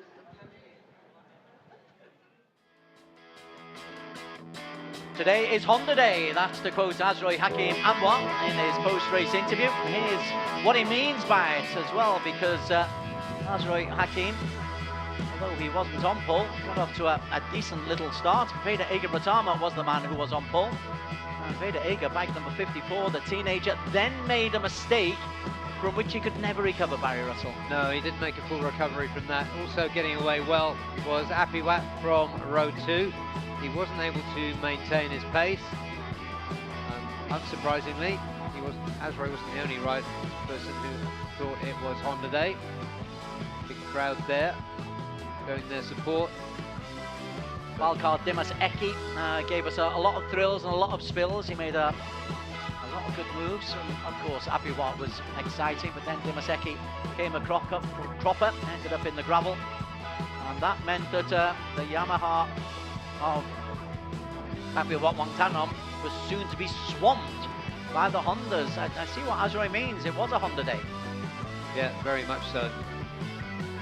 It was, yeah, all the way down to Apiwat at the end. P7. But this was a really intriguing battle. They were toe-to-toe for a while. Then it looked, later on, you'll see Azroy just go ahead at around the halfway mark. Veda Ego has made his recovery by this point, and we were looking to see whether this chasing group could catch up, but the pace at the front was just 1 or 2 tenths a lap quicker. Helmi Asman, bike number 32, was the Meet International Honda sandwich there, but he was able to get through. Astra Honda were very aware that there was a real pressure coming on, and that's the move. Yeah, there's the mistake from Veda Ega. So he made a couple of big mistakes. So although he was quick in qualification, he can look back and say, yeah, take the mistakes out and I'll be okay. 2 laps to go though. This is when Azroy Hakim Anwar had really proven that he did have the pace. And Azroy would go on and pick up his 2nd victory of the season. Yeah, and great work from Helmi. By this time he was into 3rd, having a real toe-to-toe battle with Reza Danica and with Veda Ega. So we weren't sure how that was going to go, but that was a really good battle. And Adenanta came back really strongly, but Azroy closed off all the options round turn 16 and 17 and took the win in the end by what was a relatively comfortable 0.249 over second. What a race. Good day for Idemitsu Bunshu Honda.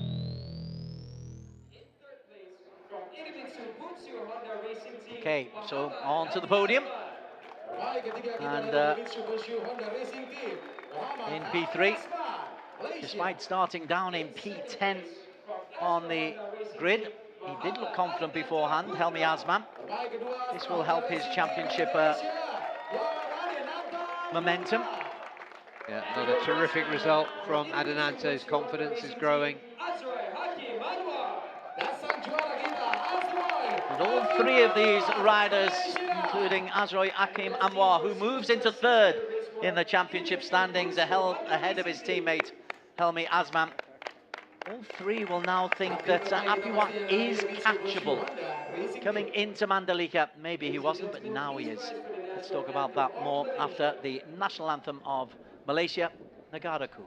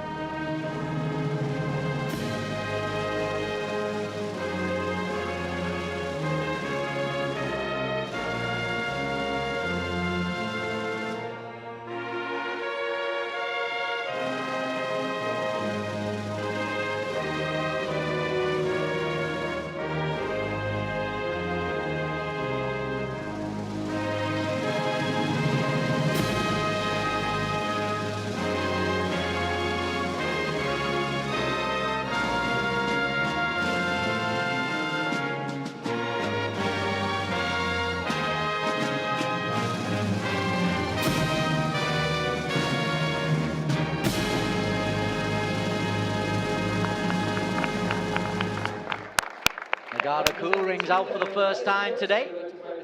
We are in Indonesia, which for Malaysians makes it all that sweeter. Juara kita selaku Operation Director dari ITDC, Bapak Wenda Ramadia Nabil.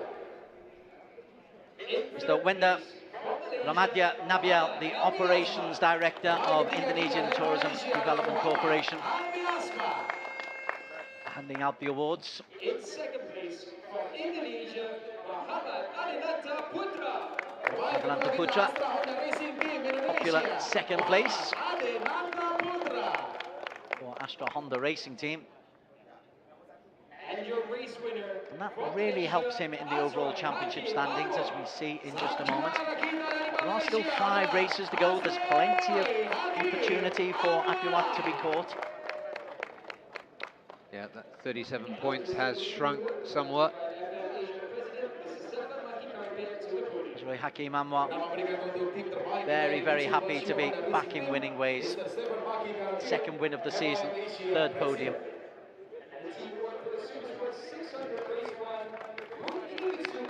The team award for Idemitsu Honda, handed out by Stefan Maki Karapie, the FIM Asia president.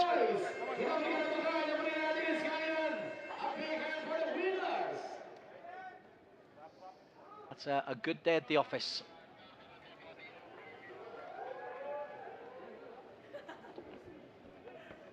Happy Honda Day, Des.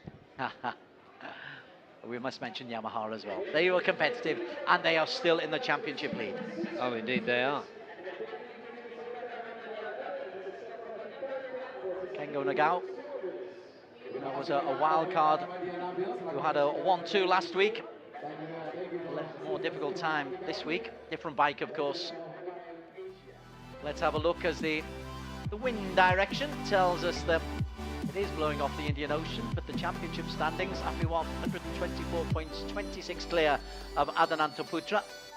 Azroy Hakim Anwar and his brother in everything but real life is just a point behind, 77-76. Kiatisak Singapong, I thought he had a terrific race today and took the scalp of Apiwat Wangtanram, P5. Reza Danica in P6, the learning continues, just a point behind Kiatisak. Tanat Leong Pleo for Honda Racing Thailand, 52 points. Kengo Nagao has accumulated now 50 points in his 3 races, not too shabby. Okay, we've got one more race coming your way today, and it is a good one. We move on to the Superbikes, the 1000cc, where Hafiz Sharin Abdullah for JDT Racing leads the way. Let's see if he can increase his lead at the top of the championship standings when we come back. This is the Idemitsu Asian Road Racing Championship. It's coming to you from the Mandalika circuit in Indonesia. We'll be back with you in a couple of minutes.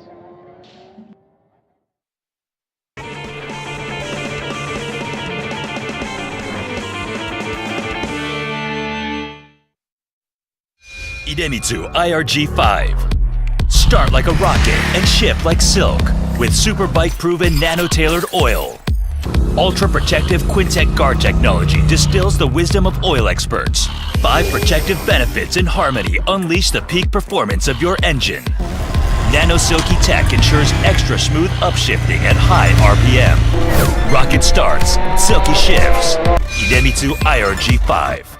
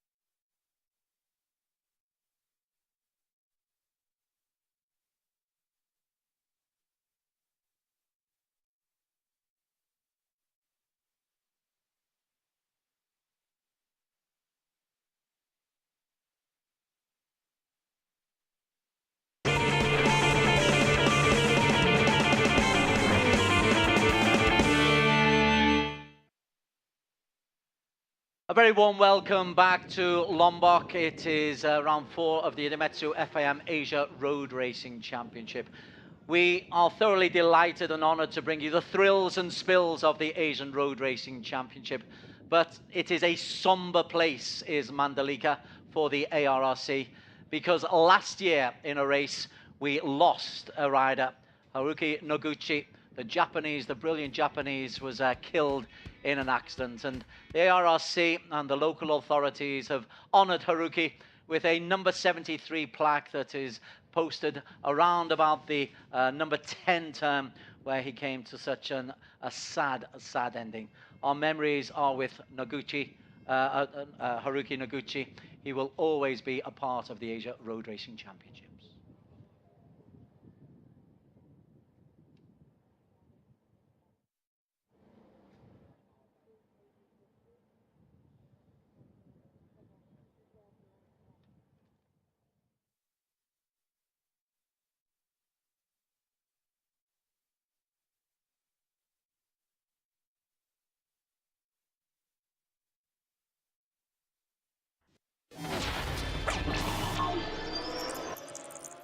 The restart is up and running, and it's another fast start from Nishimura and from Hafiz Sharan.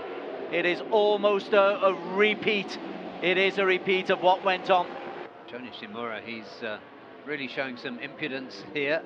Nice to look on the inside, but Hafiz just leaned into that. He was very confident that was his corner.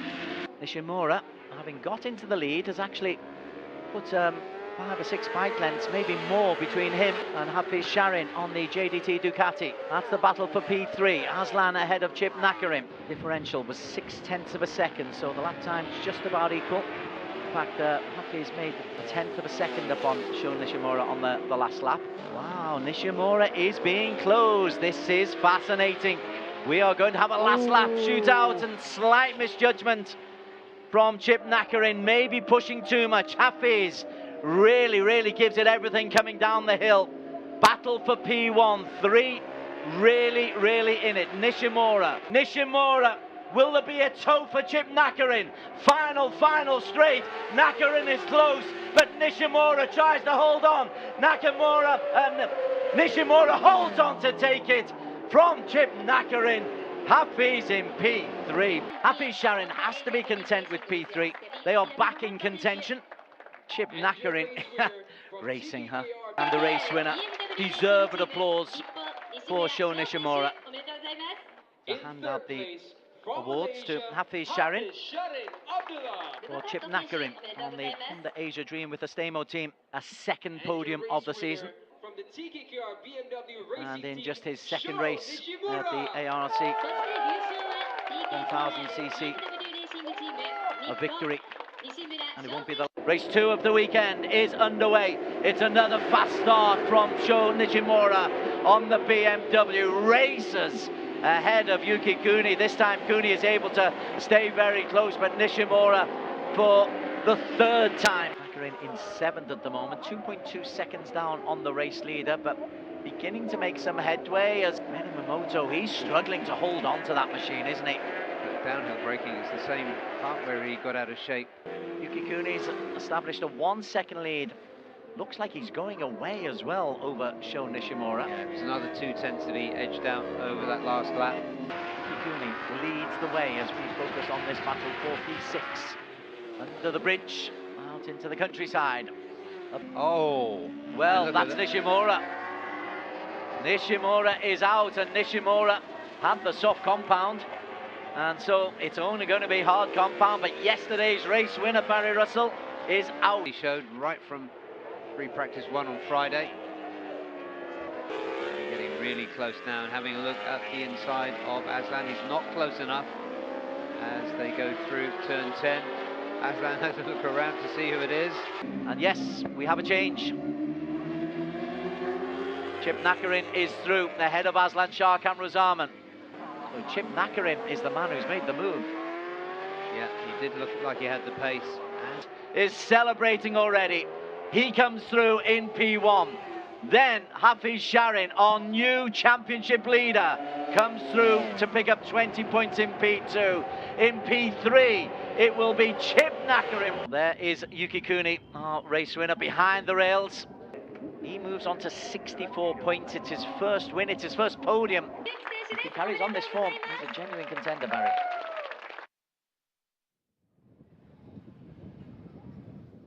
That was Motegi, and this is Mandalika in Indonesia. A very different challenge, Barry Russell. Very different challenge indeed. This is a flat circuit, but a really complex one, with 17 turns packed into 4.3 kilometers. I'm just looking there at the back of Chip Nakarin on the grid. Somewhere amongst that scrum is our mate Daniel Bogas for some pre-race thoughts. It's Premier Class time here on the grid, and when it comes to the Premier Class, the big question of tires always comes into the conversation. And this time around, we have the recommendation for hard rears, but we're going to get a further elaboration on that from Self and Dunlop. Yeah, due to the nature of the track and generally the heat generated on the right-hand side, we bought an asymmetric tyre here, which is generally a bit harder on the right-hand side. They have an option of a medium also. It seems like 99% have gone with the medium, which I'm not surprised. But hopefully all should be well, and the teams and riders are managing the situation. Thank you so much, Sal. We look forward to seeing how they fare in this race. And now we're going to head down to riders and get a few questions from them. And first and foremost, Soichiro Minamimoto. Soichiro, your bike has been repaired after a real tough crash in qualifying. How do you feel going into this, starting from pole? Yes, this time I was a good feeling in this track, but yes, this morning big crash and this two-time crash, then bike was going. So because I'm standing here, so this is I'm so happy.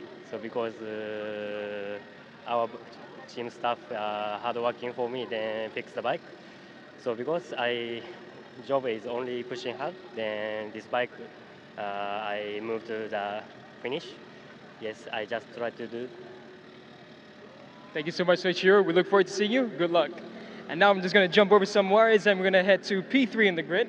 It's going to bring our cameraman through the sea of people on the grid. And we're going to have a word with Andy Farid. Going to just disturb his photos real quick. Andy, so it's a good pace from you, but the Yamaha looking quite fast this weekend. And you have a very fast Yuki Kuni right beside you. How do you feel about this one? I just want to focus on myself, working like what we started from yesterday, and just try my best. Thank you. Thank you so much, Andy. Good luck for this race. And I'm going to jump around the tires for Andy and try and get a quick word with Hafiz Sharin. And I'm going to jump onto the left side of Hafiz and grab a quick word with him. So, Hafiz, you had the fastest lap in the Suzuka 8 hours. It was a good performance from you there, and it's a decent pace from you this time here in Mandalika. How are you feeling about this one? First of all, we did our best in the Suzuka 8 hour. We first time debut. Is very happy for the team that we finished P4, and also for the Ducati, it's a good image. But now we are in Mandalika, and I feel a bit struggle on my body because I had a big crash in the FP1, so we try to make a fast recovery and also still need time to recovery because after almost the weekend in Suzuka, almost 200 laps. So yeah. Anyway, I'm happy to be here and we fight for the podium and let's see what we can do in the race. Sure, we have many rivals in the race, but we will keep calm and try to concentrate, try to do our job, finish in a good way. Thank you so much, Hafiz. Good luck for this race. Back to you, Desmond Barry. Thanks very much. A couple of things to pick up on there, Barry. Number one, these guys, they go through a heck of a lot of work. You just mentioned the Suzuka 8 hours. That's one heck of a workload. And then they come here to Mandalika. There's the travel, there's the team kit, and then you crash. It plays havoc with the body. Yeah, it certainly does, yeah. And there was a lot of these riders. There we are, Yuki Kuni pointing out his hero, the late great Haruki Noguchi, whom we paid tribute to earlier. This is a Yamaha, looking like increasingly like a Yamaha Superbike circuit. It was Honda Day in the 600s. Could it be Yamaha Day in the 1000s? Kazma going much better this morning. In the end, he wasn't so strong. The other question I wanted to pose for you was, we spoke to Dunlop about the tyres. Mandalika seems to put immense amount of pressure, pun unintended, on the tyres. With the 11 right-hand corners and the 6 to the left. It's a real imbalance. Yeah, they brought this asymmetric rear tyre, but it's harder on the right side, but none of the riders have chosen to use it. I think it's because the track temperatures are cooler. You can see there's 38.8 degrees. We were looking at temperatures above 50 yesterday. It would have been a different story had it been warmer here. Lachlan Epis, the Australian, in shot there. Alongside Lachlan, Zakon's had a real struggle. Glad to see he's back from his broken wrists, but it's been a struggle for Zakwan, a former champion. He's not going to be champion this year, I don't think. No, he hasn't had the best run of luck. 3 incidents yesterday, 2 big crashes, and an oil cooler issue in one of the practice sessions that kept him out. The BMWs have struggled as well, not only Sho Nishimura, who we saw crash out on race 2 of Motegi, but Aslan's not been able to put any real pace on this circuit. No, and he's sitting second in the championship. There is Sama Murray on for Victor Racing, trying to keep cool, which actually seems quite easy in these conditions. We keep talking about the Indian Ocean, that there is a breeze that comes off the Indian Ocean, and alongside Osama we've got Eric Saputra, who is a wild card and a recent winner of the Mandalika Championships. Right then, we do have one rider, Barry. We've just been given from Dunlop the official tyre information. Ours was unofficial. Is there anything to tell us that they're not all wearing hard medium? Well, Sal said that 99% of the 16 riders were running hard front and medium rear. Actually, Eric Saputra, number 77, is running a hard front and a hard rear.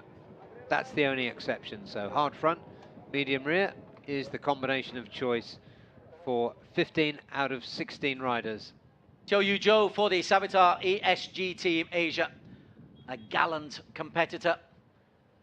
Again, he's not of the class of the guys at the front, of whom Soichiro Minamoto hasn't had a result in the top 8 so far this season. Sorry, he's had one. He had a P4 of Motegi. But otherwise, his best result was top 8. Suddenly, he's come into form, and we hope for Kazma Daniel that he can come into form as well. He's had a torrid 12 months. I think he could do. He struggled with the qualifying tyres, which put him back in P5 on the grid. Yes. But I think that belies his pace. His pace looked really good. Early in the session, when both him and Soichiro were running on race tyres, they were 1 and 2 for a while. So I think Kazma's going to have good pace here. This is the most finely poised championship, Des, out of all of them. 7 points separate the first 4. It's going to change after this. Yeah, Hafiz Sharin Abdullah on the Ducati, he leads with 81 points. Aslan Shah on 76, but the BMWs have struggled. Andy Farid Izdahar, who's on the front row of the grid, 75. Chip Nakarin, who's on the second row of the grid, 74. And only 10 points behind is Yuki Kuni, who's been very quick. He's in P2, he's on 64 points. And even then, you look down, you think Soichiro Minamoto on 47. A couple of wins, and you're right back in it. Yep, 6 races to go, including this one. And Soichiro, no podiums yet for him in this class, as we were saying. He won here on Supersport 600 last year on his way to the title. It's a rather different matter, but he's really got to grips with the Yamaha Technic Racing doing a really good job with Soichiro Minamoto, and it seems to be gelling for his teammate Kazma Daniel, whose talent is never in doubt, but just that connection with the bike hasn't been there. Idemitsu signposting, thanking our title sponsor of the FIM Asia Road Racing Championship. Soichiro Minamoto, first pole at the SP 1000cc for the Yamaha Technic Racing rider. Yuki Kuni for SDG Team Hark Pro on the Honda in P2. Andy Farid Izdahar also on the Honda for Honda Asia Dream Racing with Astemo. On row 2, we've got Hafiz Sharin for JDT Racing Team, Kazma Daniel Kazmayuddin for Yamaha Technic Racing in P5. And starting 6th is Nakarin Atirapuvapat for Honda Asia Dream Racing with Astemo. Lachlan Epis for Evolution Sports Group, and he was quick at one stage yesterday on the BMW. He's in P7. Zakwan, who struggled for Honda Asia Dream Racing with Astemo, but give him the opportunity, he'll be right back. And Sho Nishimura equally on the TKR BMW Racing BMW. Give him a chance and he'll take the opportunity. Yeah, Sho's teammate Aslan Shah, second in the championship, starts 10th. Next to him, Osama Murray for Victor Racing Team, and Eric Saputra, the only rider running hard front, hard rear, starts 12th. He won the Mandalika Championship, so he's a good local talent. And Yu Zhou from Savitar ESG Team Asia is a good Malaysian talent. But you step up to the international class, and suddenly you are really, really amongst the genuine world-class competitors. Yeah, he's doing it. Thumbs up from Mr. Suzuki, the SDG Team Hark Pro boss. 13 starters for today on this 4.3 kilometer circuit. And just testing the brakes, making sure nothing goes all right. Yuki Kuni on superb form in Motegi, took his first race win after 3 P4s this year, and that brand new Honda really suits his style. Could have been built for him. All set for race 1 of the weekend, round 4 of 6 in the Asia Road Racing Championships. Green flags are waving.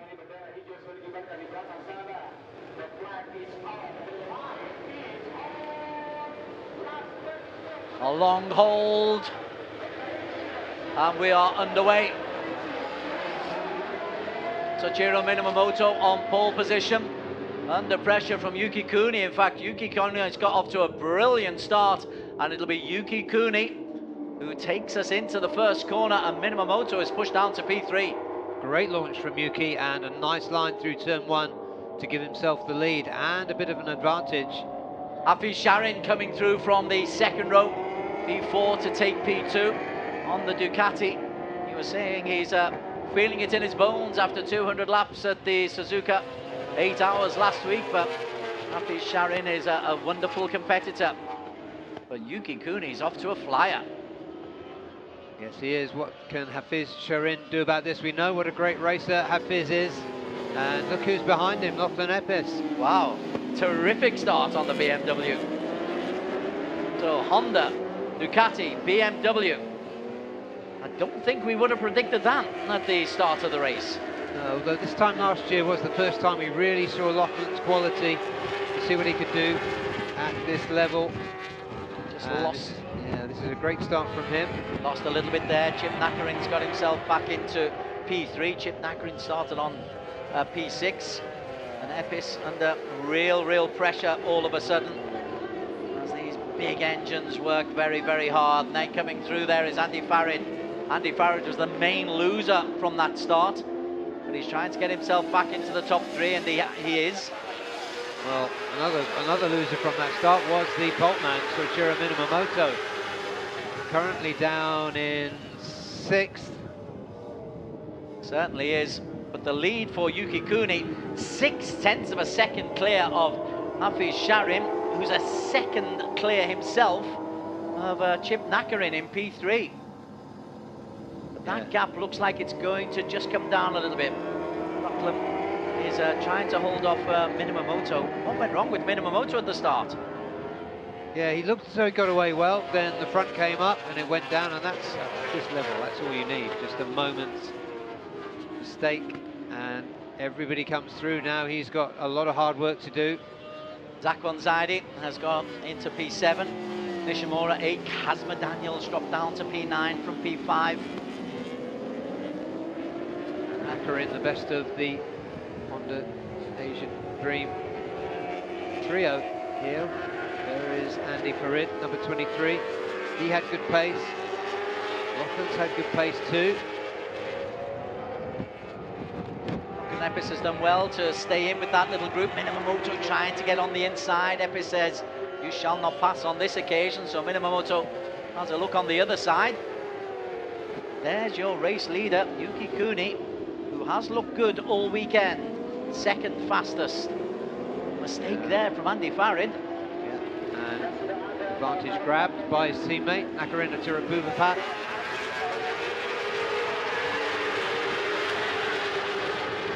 It's a thrilling sight as the bikes go past us on the start-finish line. It's a blur.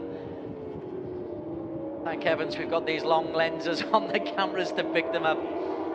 Can't pick up the numbers from close range.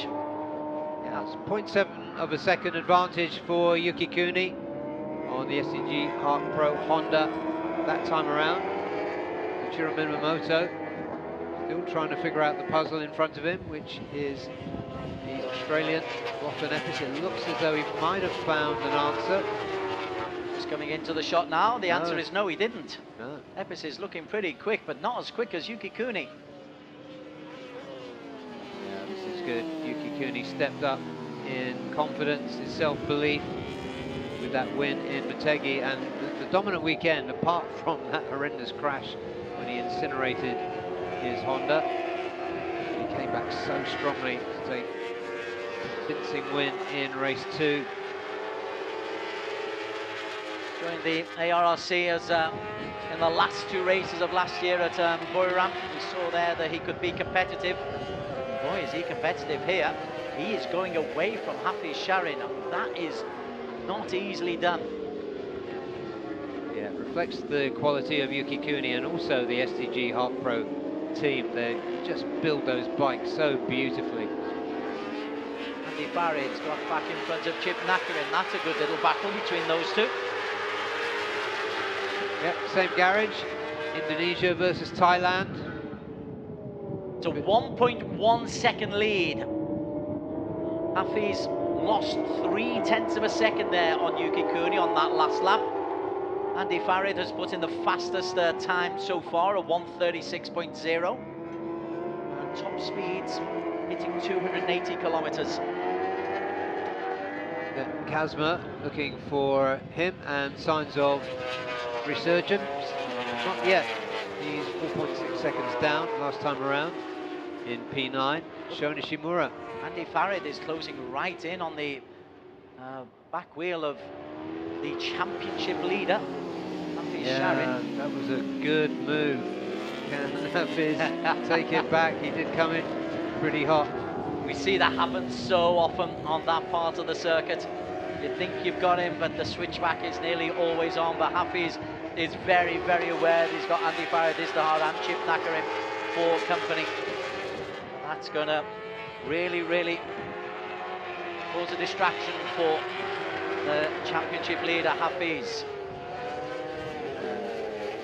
Showing a wheel again for Andy Farid. And this is not doing any harm to the chances of Yuki Kuni of picking up a second successive win. Very early days to say that. Andy Farid has got himself into P2 and comes across the line. But the gap between him and the leader is 1.7 seconds. Yuki Kuni is leading the way for SDG team Haag Pro Honda. And behind them, Hafiz Sharim is the meat in a sandwich and is going backwards. He's under pressure also from Chip Nakarim. Yeah, we saw how determined Chip Nakarim could be. So Ichiro Minamoto has got the better of Lachlan. Minamoto on the Yamaha. Slow start from him. The BMW is quick, isn't he? Oh yeah, he is. And he's not done yet. Takes a look up the inside, he's not close enough.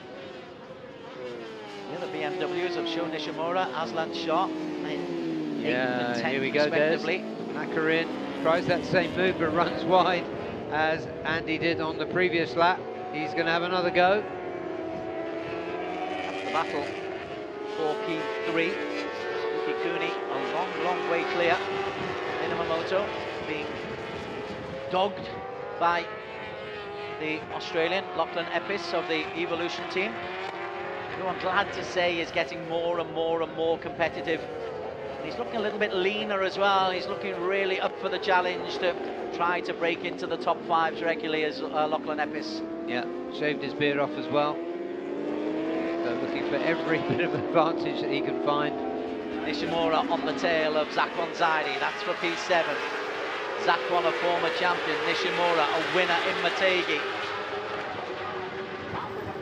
See the BMW is looking to make a move on the inside, but good defensive work. In the meantime, Minamoto being plagued by Lachlan Epis. And Hafiz being plagued in turn by Nakarin and Tirapupapat. This is good work by Lachlan for Evolution Sports on that BMW. We'll keep with this one. Lachlan Epis hasn't had an awful lot of time in front of the camera. He's often trailing a little bit behind the leaders, but here he's giving the pole sitter a genuine race. This is the battle for P5. Soichiro Minamoto for Yamaha Techni Racing. Yeah, the best of the BMWs indeed. The private team. They've worked so hard to put everything together, and it's working out pretty well so far for Lachlan. Still a long way to go. Behind them, Zakwan and Sho Nishimura. With everything so tight at the top, Hafiz is going to try to hold on to that third position as hard as he can. As we're following Lachlan, he's had a top 6 finish this season. A couple of P8s. Now then, let's move down just a little bit. That's Nishimura, who's had a win. Zakwan, a former champion. He's had a podium, but he had an injury as well. That's hurt him physically and mentally, you feel. The lead is 1.2 seconds. Andy Farid, as he does so often, Barry Russell, is closing in. Yeah, he does over race distance. He's superb, Andy Farid. He had, by his standards, a very indifferent Motegi. You know his quality, and since he stepped up to Superbikes, which was in season 2023, he's looked even better than he used to in Supersport. This is impressive. So Chiro Minamoto started from pole. He's got Lachlan Epis for company, and he's not giving up. Yuki Kuni is 1. There's number 2, Andy Farid. That gap is coming down. Look, it was 1.9, 1.7, now it's 1.2. Now Yuki Kuni leading the way. Hafiz Sharin under pressure from Chip Nakarin. Hafiz in 3 on the Ducati for JDT Racing. Behind them, Chip Nakarin, the tie. 5 is Minamoto, who cannot get away from Lachlan Epis. Nakarin moving up to challenge, and it just looks, I'm not sure if that's the camera angle, but Minamoto and Lachlan are getting closer. We'll watch on the timing screens as they come around. It was a second between Nakarin and Minamoto last time. Chiro went really wide there. Lachlan has got in front of him, as we'll see as they come out. There they go. There's 2 great little battles going on. Nishimura and Zakwan are having a battle royale as well. It is for the minor placings, but ahead of them, the gap between Yuki Kuni and Andy Farid is down to less than a second. This is the battle for P3. Hafiz Sharin, he's very, very aware that Chip Nakarim is right there. There's less than 1/10 between them. 1 and 2 go through. Hafiz 3 and 4. Now then, Minamoto did go wide, so Epis is through. So 1 through 8, the gap is 5 seconds. See what Minamoto's response is to that. That was his mistake. Lachlan was quick to seize on it, but Lachlan looks as though he's not done yet, and Chip Nakarin is definitely not done with Hafiz Sharin. Difficult to know where to point the cameras because there's 3 great little races going on apart from at the front. This one, which is Epis leading the way from Minamoto. Minamoto tries to go on the inside. Minamoto gets through Lachlan Epis. As you said, there's great battles. It's hard to know where to look, but I think we should look at the front because Andy Farid, as you said, does come strong. He was 0.3 of a second faster than Yuki last time around. Just got you off. Nishimura's got ahead of Zakwan, and Epis has gone through ahead of Minamoto once again. This is great stuff. And behind them, behind Zakwan, is that Kazma Daniel closing in? I think it is. Yes, it is. Kazma beginning to show a little bit of the pace and the speed that we know that he's got. We will focus on the front in a moment, but there we go. There's Kazma joining on the back end of this. This is Superbikes, not Underbone, guys. This is great stuff.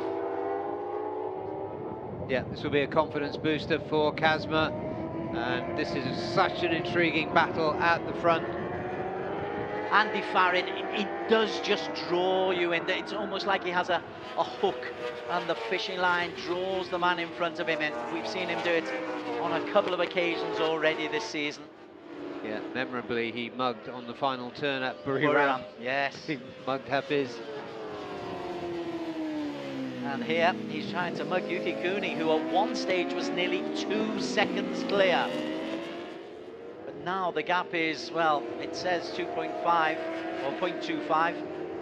It's less than that. Yeah, Yuki knows he's got company, and Chip Nakarin now is ahead of Hafiz Sharin.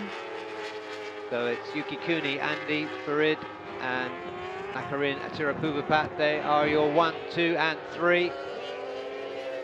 Well, Hafiz dropping back to P4 is good news for Andy Farid. If Andy Farid can pick up the win, he'll want Hafiz to suffer as many points deductions as he possibly can. And Lachlan Epis is looking through on the inside, and Lachlan through to P4. And you can feel the surge of adrenaline from the Aussie, but too much adrenaline as he went just a little bit wide. But that was thrilling stuff from the Evolution BMW. Yeah, on the straight there, BMW power versus Ducati power. Gap at the front shrunk again. It is really down to nothing. If I was doing the pit boards, I would say Andy plus at 0. Chip Nakarin now then. Yeah, Lachlan's through. They they closing in? Is Chip Nakarin closing in on Yuki Kuni? What, that's brilliant work. Minamoto closing in on Hafiz Sharin. Yep, Sho Nishimura closing up on Minamoto. And Kazma Daniel closing up on Zakun Zaidi. More cameras, please, director. More cameras. There is Hafiz. Yeah, Hafiz really got his hands full, hasn't he? Lachlan has got away from him. There is the Zakwan and Kazma Daniel battle. Kazma on the Yamaha has had a tough time getting into the podium positions, but he's lost a little bit of weight. He's riding underbones at the Malaysian Championships, and he's handling this big Yamaha pretty well as well. Zakwan knows he's in the battle. This is back at the front though, Barry Russell. Yeah. We're going to keep an eye on this, and a new race leader. Oh, looking for the home win. There's contact there between the shoulder of Andy Farid and the front fairing of Yuki Kuni. Yuki trying to come back. These very quick Hondas, but advantage Andy. But has he gone too early? That's the big question.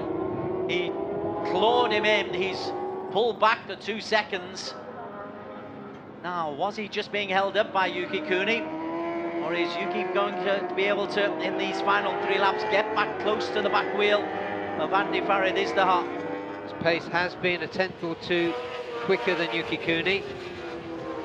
But let's see what Yuki can do now that he's got that red Honda in front of him.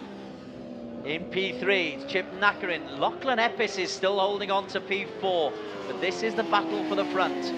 Yuki Kuni started off so well, got off to a blazing start, led into the first corner. Had a lead of close to 2 seconds, but it was gradually clawed in. Lachlan having a go at the podium, Des. He's challenging Nakarin. In the meantime, though, the Honda and the respective teams are looking on. That's tense. That's tense. Still plenty of time to go, 2.5 laps. But I tell you what, Andy Farid Izdaha, Andy Gilang as he's nicknamed, he looks like he's pulling away. Yep, it was a rare bad outing for him last time in Motegi, and Lachlan has gone through on Nakarin. Lachlan Epis looking good for a podium with 2 laps remaining. Wow, what a performance, but Chip Nakarin tries to claw it back. The BMW is strong though. Behind them, Soichiro Minamoto is in a battle for P5. This is great stuff. All around the track there are one-on-one battles. But Andy Farid Izdaha is actually pulling away from Yuki Kuni. The lead is now over a second. Yeah, that's the Evolution boys. Hold on, my son, they're saying. Hold on. Can Lachlan hold on against Chip Nakarin? What a performance if he does. The back markers are coming into play, though. The back markers, they've got to be good. Lachlan Epis. Lachlan was 0.6 of a second quicker last time around than Yuki Kuni. Wow, how this quick isn't done yet. This isn't done because Yuki Kuni is in his sights as well. Andy Farid's got away. Andy Farid's a second clear. The back markers are really making this complicated. They've got to get out of the way. Yeah. Joe Ujo and Eric Saputra and Osama Murray have to be disciplined. Look at this battle though. Epis under pressure. Chip Nakarin comes back in. Chip Nakarin back into P3. And then and then goes well loses wide. it completely. So Lachlan Epis, advantage with 1.5 laps to go. A big mistake from Chip Nakarin. And Lachlan is lapping faster than Yuki Kuni. Into the final lap. Nishimura is making a move as well. This is the man in P3, Lachlan Epis, Evolution Sports Group. What a story it would be. At the front, Andy Farid, he's used to being at the front. Yuki Kuni is used to picking up podiums, but Lachlan Epis, this is the performance of the season. Bar none. I don't think he's got time to catch Yuki, but he is lapping faster than he is The BMW of Nishimura's got up to P4 as well. What a comeback from him. And Soichiro Minamoto's ahead of Chip Nakarin, or he was, and then Chip Nakarin goes in front of Nishimura, and then Nishimura switched back to take it. Minamoto is there as well. There's the battle for P4. Nishimura in control at the moment. Final lap of a pulsating race. Nishimura stands up Chip Nakarin. Those tyres are causing problems. Up to the front, Andy Farid is going to take the victory. Yuki Kuni under pressure from Lachlan Epis for P4. Barry is phenomenal. Absolutely fantastic. If there was another lap, Lachlan Epis would get through to second. He hasn't got time now. Minamoto's coming round. Okay, the win goes to Andy Farid Izdahar. He takes the checkered flag in P1. Yuki Kuni into Lachlan Epis and a sensational P3. Minamoto, Chip Nakarin, Nishimura goes from 4 to 6. And our focus isn't on the winner for a change. It's justifiably on the man who's picked up P3, Lachlan Epis. Barry Russell. Fantastic. He was the quickest rider on that last lap around. One more lap would have done it, Des. For P2, there is Zakwan completing his tough weekend. He finished 8th. Hafiz Shirin down in 7th, the erstwhile championship leader. Okay, let's focus now on the winners. Andy Farid, what a performance from him. Yeah, you said it, Des. He comes good later in the races, just like he's an unstoppable force. And he certainly was today. He's recovered from the disappointment of Motegi in the best possible style he could have done at his home race with a brilliant, convincing win. He had to overhaul a really fast Yuki Kuni. Yuki faded a little bit in the later stages. Lachlan Epis got stronger and stronger. Let's remind ourselves who he got past. He got past Zakwan, he got past Hafiz, he got past Nakarin, he got past Soichiro Minamoto, and one more lap and he would have got past Yuki Kuni. Congratulations, inaugural podium in ARRC ASP 1000 for the Australian. And in all the excitement, look where Hafiz Sharin Abdullah on JDT Racing Team finished. He lost ground and would finish P7, loses the championship lead. Andy Farid Izdahar takes the victory. That's in P1 for him. Oh, we'll come back to that. Okay, that's at the Noguchi. That's at the Noguchi Memorial sign. That's a lovely touch from all of the racers. On turn 10, there is that permanent plaque for Haruki Noguchi. And the racers, they don't forget him. We won't forget him. Yeah, certainly not. But my word, what a race. As the Team Harkbro number 12, who came in second today. Yeah, that was a terrific performance. Once again from Yuki Kuni. First last time out, second this time out. Now I think we can go back and get the results. So Andy Farid Izdahar takes it 1.8 seconds clear of Yuki Kuni from SDG Team Harkbro. Lachlan Epis, Evolution Sports Group. Thumbs up, what a job by him. Minamoto finished in P4. Kazma Daniel frustrating in 9. Aslan Shah's championship hopes, have they been ended here? He's finished in 10th. Osama Murray ahead of Eric Saputra and Chio Yujo. They were disciplined in getting out of the way. Chio Yujo and Eric Saputra. So many stories to talk about, Barry Russell. But let's start with the local hero, Andy Farid Izdahar, who will be the new championship leader. Regaining indeed the championship lead. Fellow Honda rider for SDG Harkbro, Yuki Kuni. And there is Lachlan Epis. He knew he could do it. He never lost his self-belief, nor did the team. That's a big hug. I think that was his dad. And of course, delighted family of Andy Farid Izdahar, Andy Gilang. Huge smiles there from Japanese racing legend Taddy Okada, who keeps a watchful eye over not only his own team, but also I've noticed Yuki Kuni. That is Lachlan Epis, clean shaven Lachlan Epis, as we're about to see.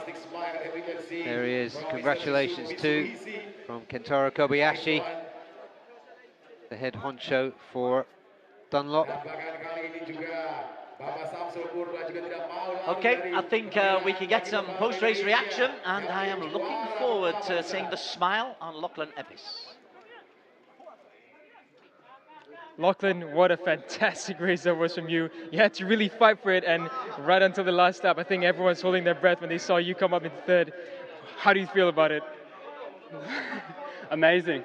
You know, I've spent 4 or 5 years on a superbike, and finally everything's starting to click. The team has done such an incredible job. Yeah, that race starting from 7th, we know it's close, but I just seem to have really good pace and was able to attack when I needed to. Obviously, I do want to pay respects to Haruki as well. You know, it's been a year now. We all missed him at the circuit, so you know, respect to him as well, and want to keep everything, the energy low for that. But I am very, very happy with that result, and looking forward to doing it again tomorrow. Thank you so much, Lachlan. Big congratulations to you on your first podium. And in second place, we have Yuki Kuni. So Yuki, that was a fantastic start to the race. Andy caught you up, but still, what a brilliant ride that was. How do you feel about it? In the beginning, I have a good confidence on the bike, so I just try to push. But in the middle of the race, the tire start drop, and I cannot manage it. So after that, you know, just I'm limit on the keep the P2. But I'm really happy for this P2, and this P2 I want to for the Haruki. Thank you so much, Yuki. Beautifully said. And race winner for race 1 for the ASV 1000s, Andy Farid. Andy, as usual, your race control and the way you control your pace until the end is always fantastic. How do you feel about that race? Yeah, I'm so happy about this result. This win for all the team staff that working very hard to prepare everything. It's ready for this race. This is my home race. I don't have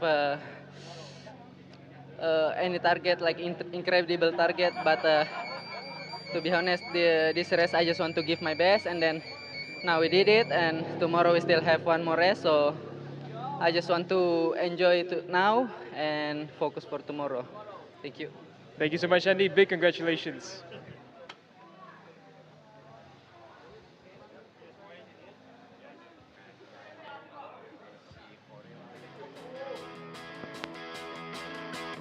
Right. Superbikes 1000cc. Fabulous race number 1 here in Indonesia at Mandalika. Yuki Kuni, bike number 92, getting off to a great start. And for a while, Barry Russell, it looked like he and Hafiz Sharin were going to really slug it out for a place on the winner's podium. But there were so many stories to tell in this race. Yeah, it's good to have another look so we can try to pick the bones out of it. But at this stage, race winner Andy Farid was in P4, trailing his teammate, but all the way through, one thing that was consistent was the pace of Lachlan Epis on that mint green BMW. Epis very competitive in the early stages, but he would be reeled in as Yuki Kuni looked like he was getting away ahead of this battle for P2. That's a big gap. It got up to just under 2 seconds. And that's when Andy Farid, number 23, got past Hafiz. Hafiz would start to go backwards from here. Maybe fatigue, maybe there's something wrong, not quite right with the setup. But Hafiz would finish a disappointing 7th. Behind them, Sho Nishimura. He made a play for P5 at one stage. But the real story was this fella, Lachlan Epis. It's unusual for a private team to come and make such an impact, but he's worked so hard. Lachlan, he was involved in some great battles with Minamoto and then with Hafiz. I think it's when he went past Hafiz, we and he thought he had a chance. Yeah, we did. And I was just watching the lap times, and he was the fastest bike on track during crucial periods of the second half of the race. And that was the decisive pass by Andy Farid. We didn't know what the response would be at this point. It looked like Yuki was going to try and snap back. Andy Farid, I think, knew he had this.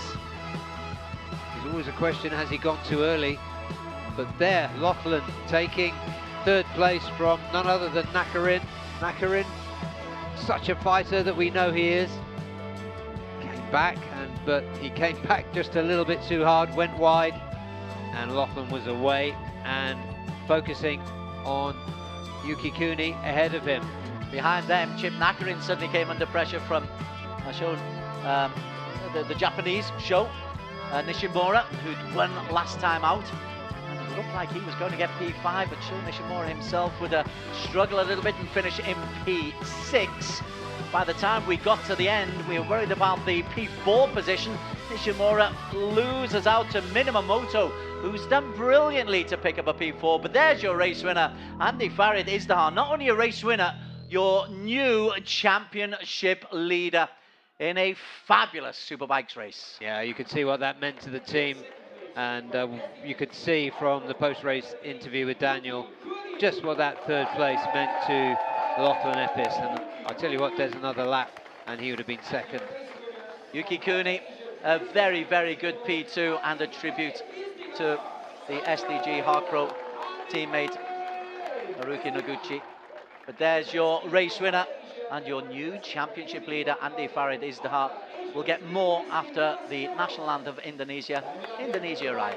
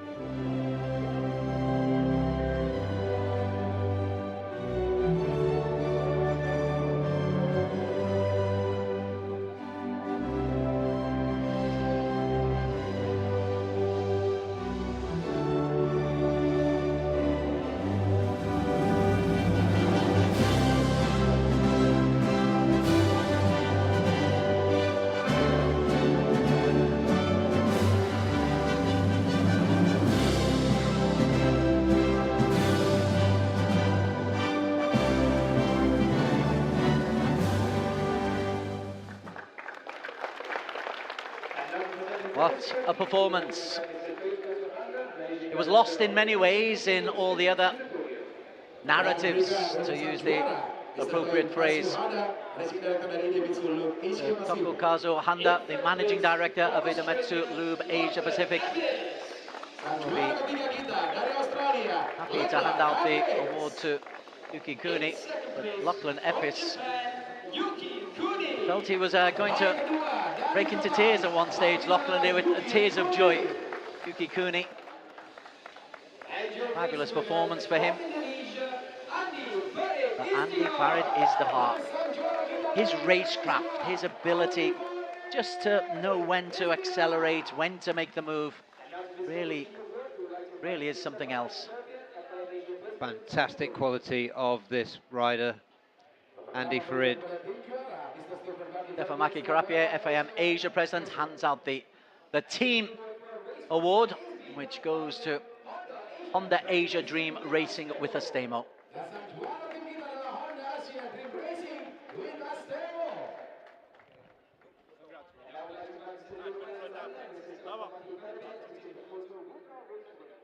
Oh, 5 excellent races today, really good racing at Mandalika. Suddenly it's over. Lachlan Epis, sorry, in P3 for the first time on the podium. Yuki Kuni, remembering his former teammate Haruki Noguchi. We won't forget him in P2, but your winner, Andy Gilang. And that does have a big bearing on the overall championship standings, you know. With 5 races to go, including another one tomorrow. Hafiz Sharin Abdullah on the Ducati for JDT Racing has been knocked off top spot. And the differential is 10 points, 100 points for Andy Farid. It's his 2nd win of the campaign. Hafiz on 90, 5 points clear of Chip Nakarim. Yuki Kuni a further point down. 2 points down is Aslan Shah, so despite a P10 today, he's not out of it. Minamoto, he would have been hoping for better today. A P4 was a good recovery. Lachlan Epis onto 57 points in P7. Zach Wanzadi, former champion. I don't think he's going to be a champion this year, but he's down on P8 with 55. Been a terrific day's racing. Quick thoughts, Barry Russell, your highlights of the day. This is one of the best days racing I've seen in ARRC. We have 4 teenagers on pole, just very briefly. A fantastic gritty win from Ray Ratakuri in AP250. Superb performance by Andy Farid. And that inaugural podium for Lachlan Epis just made a fantastic day. So many stories. Can't wait for tomorrow. Yeah, we've got another day's racing coming to you from Lombok. The Mandalika circuit is really making a name for itself. The Asia Road Racing Championship, thrilled to be here. Do join us again tomorrow from the Pertamina Mandalika International Circuit. This is the Idemitsu FIM Asia Road Racing Championships. It's as good as it's ever been.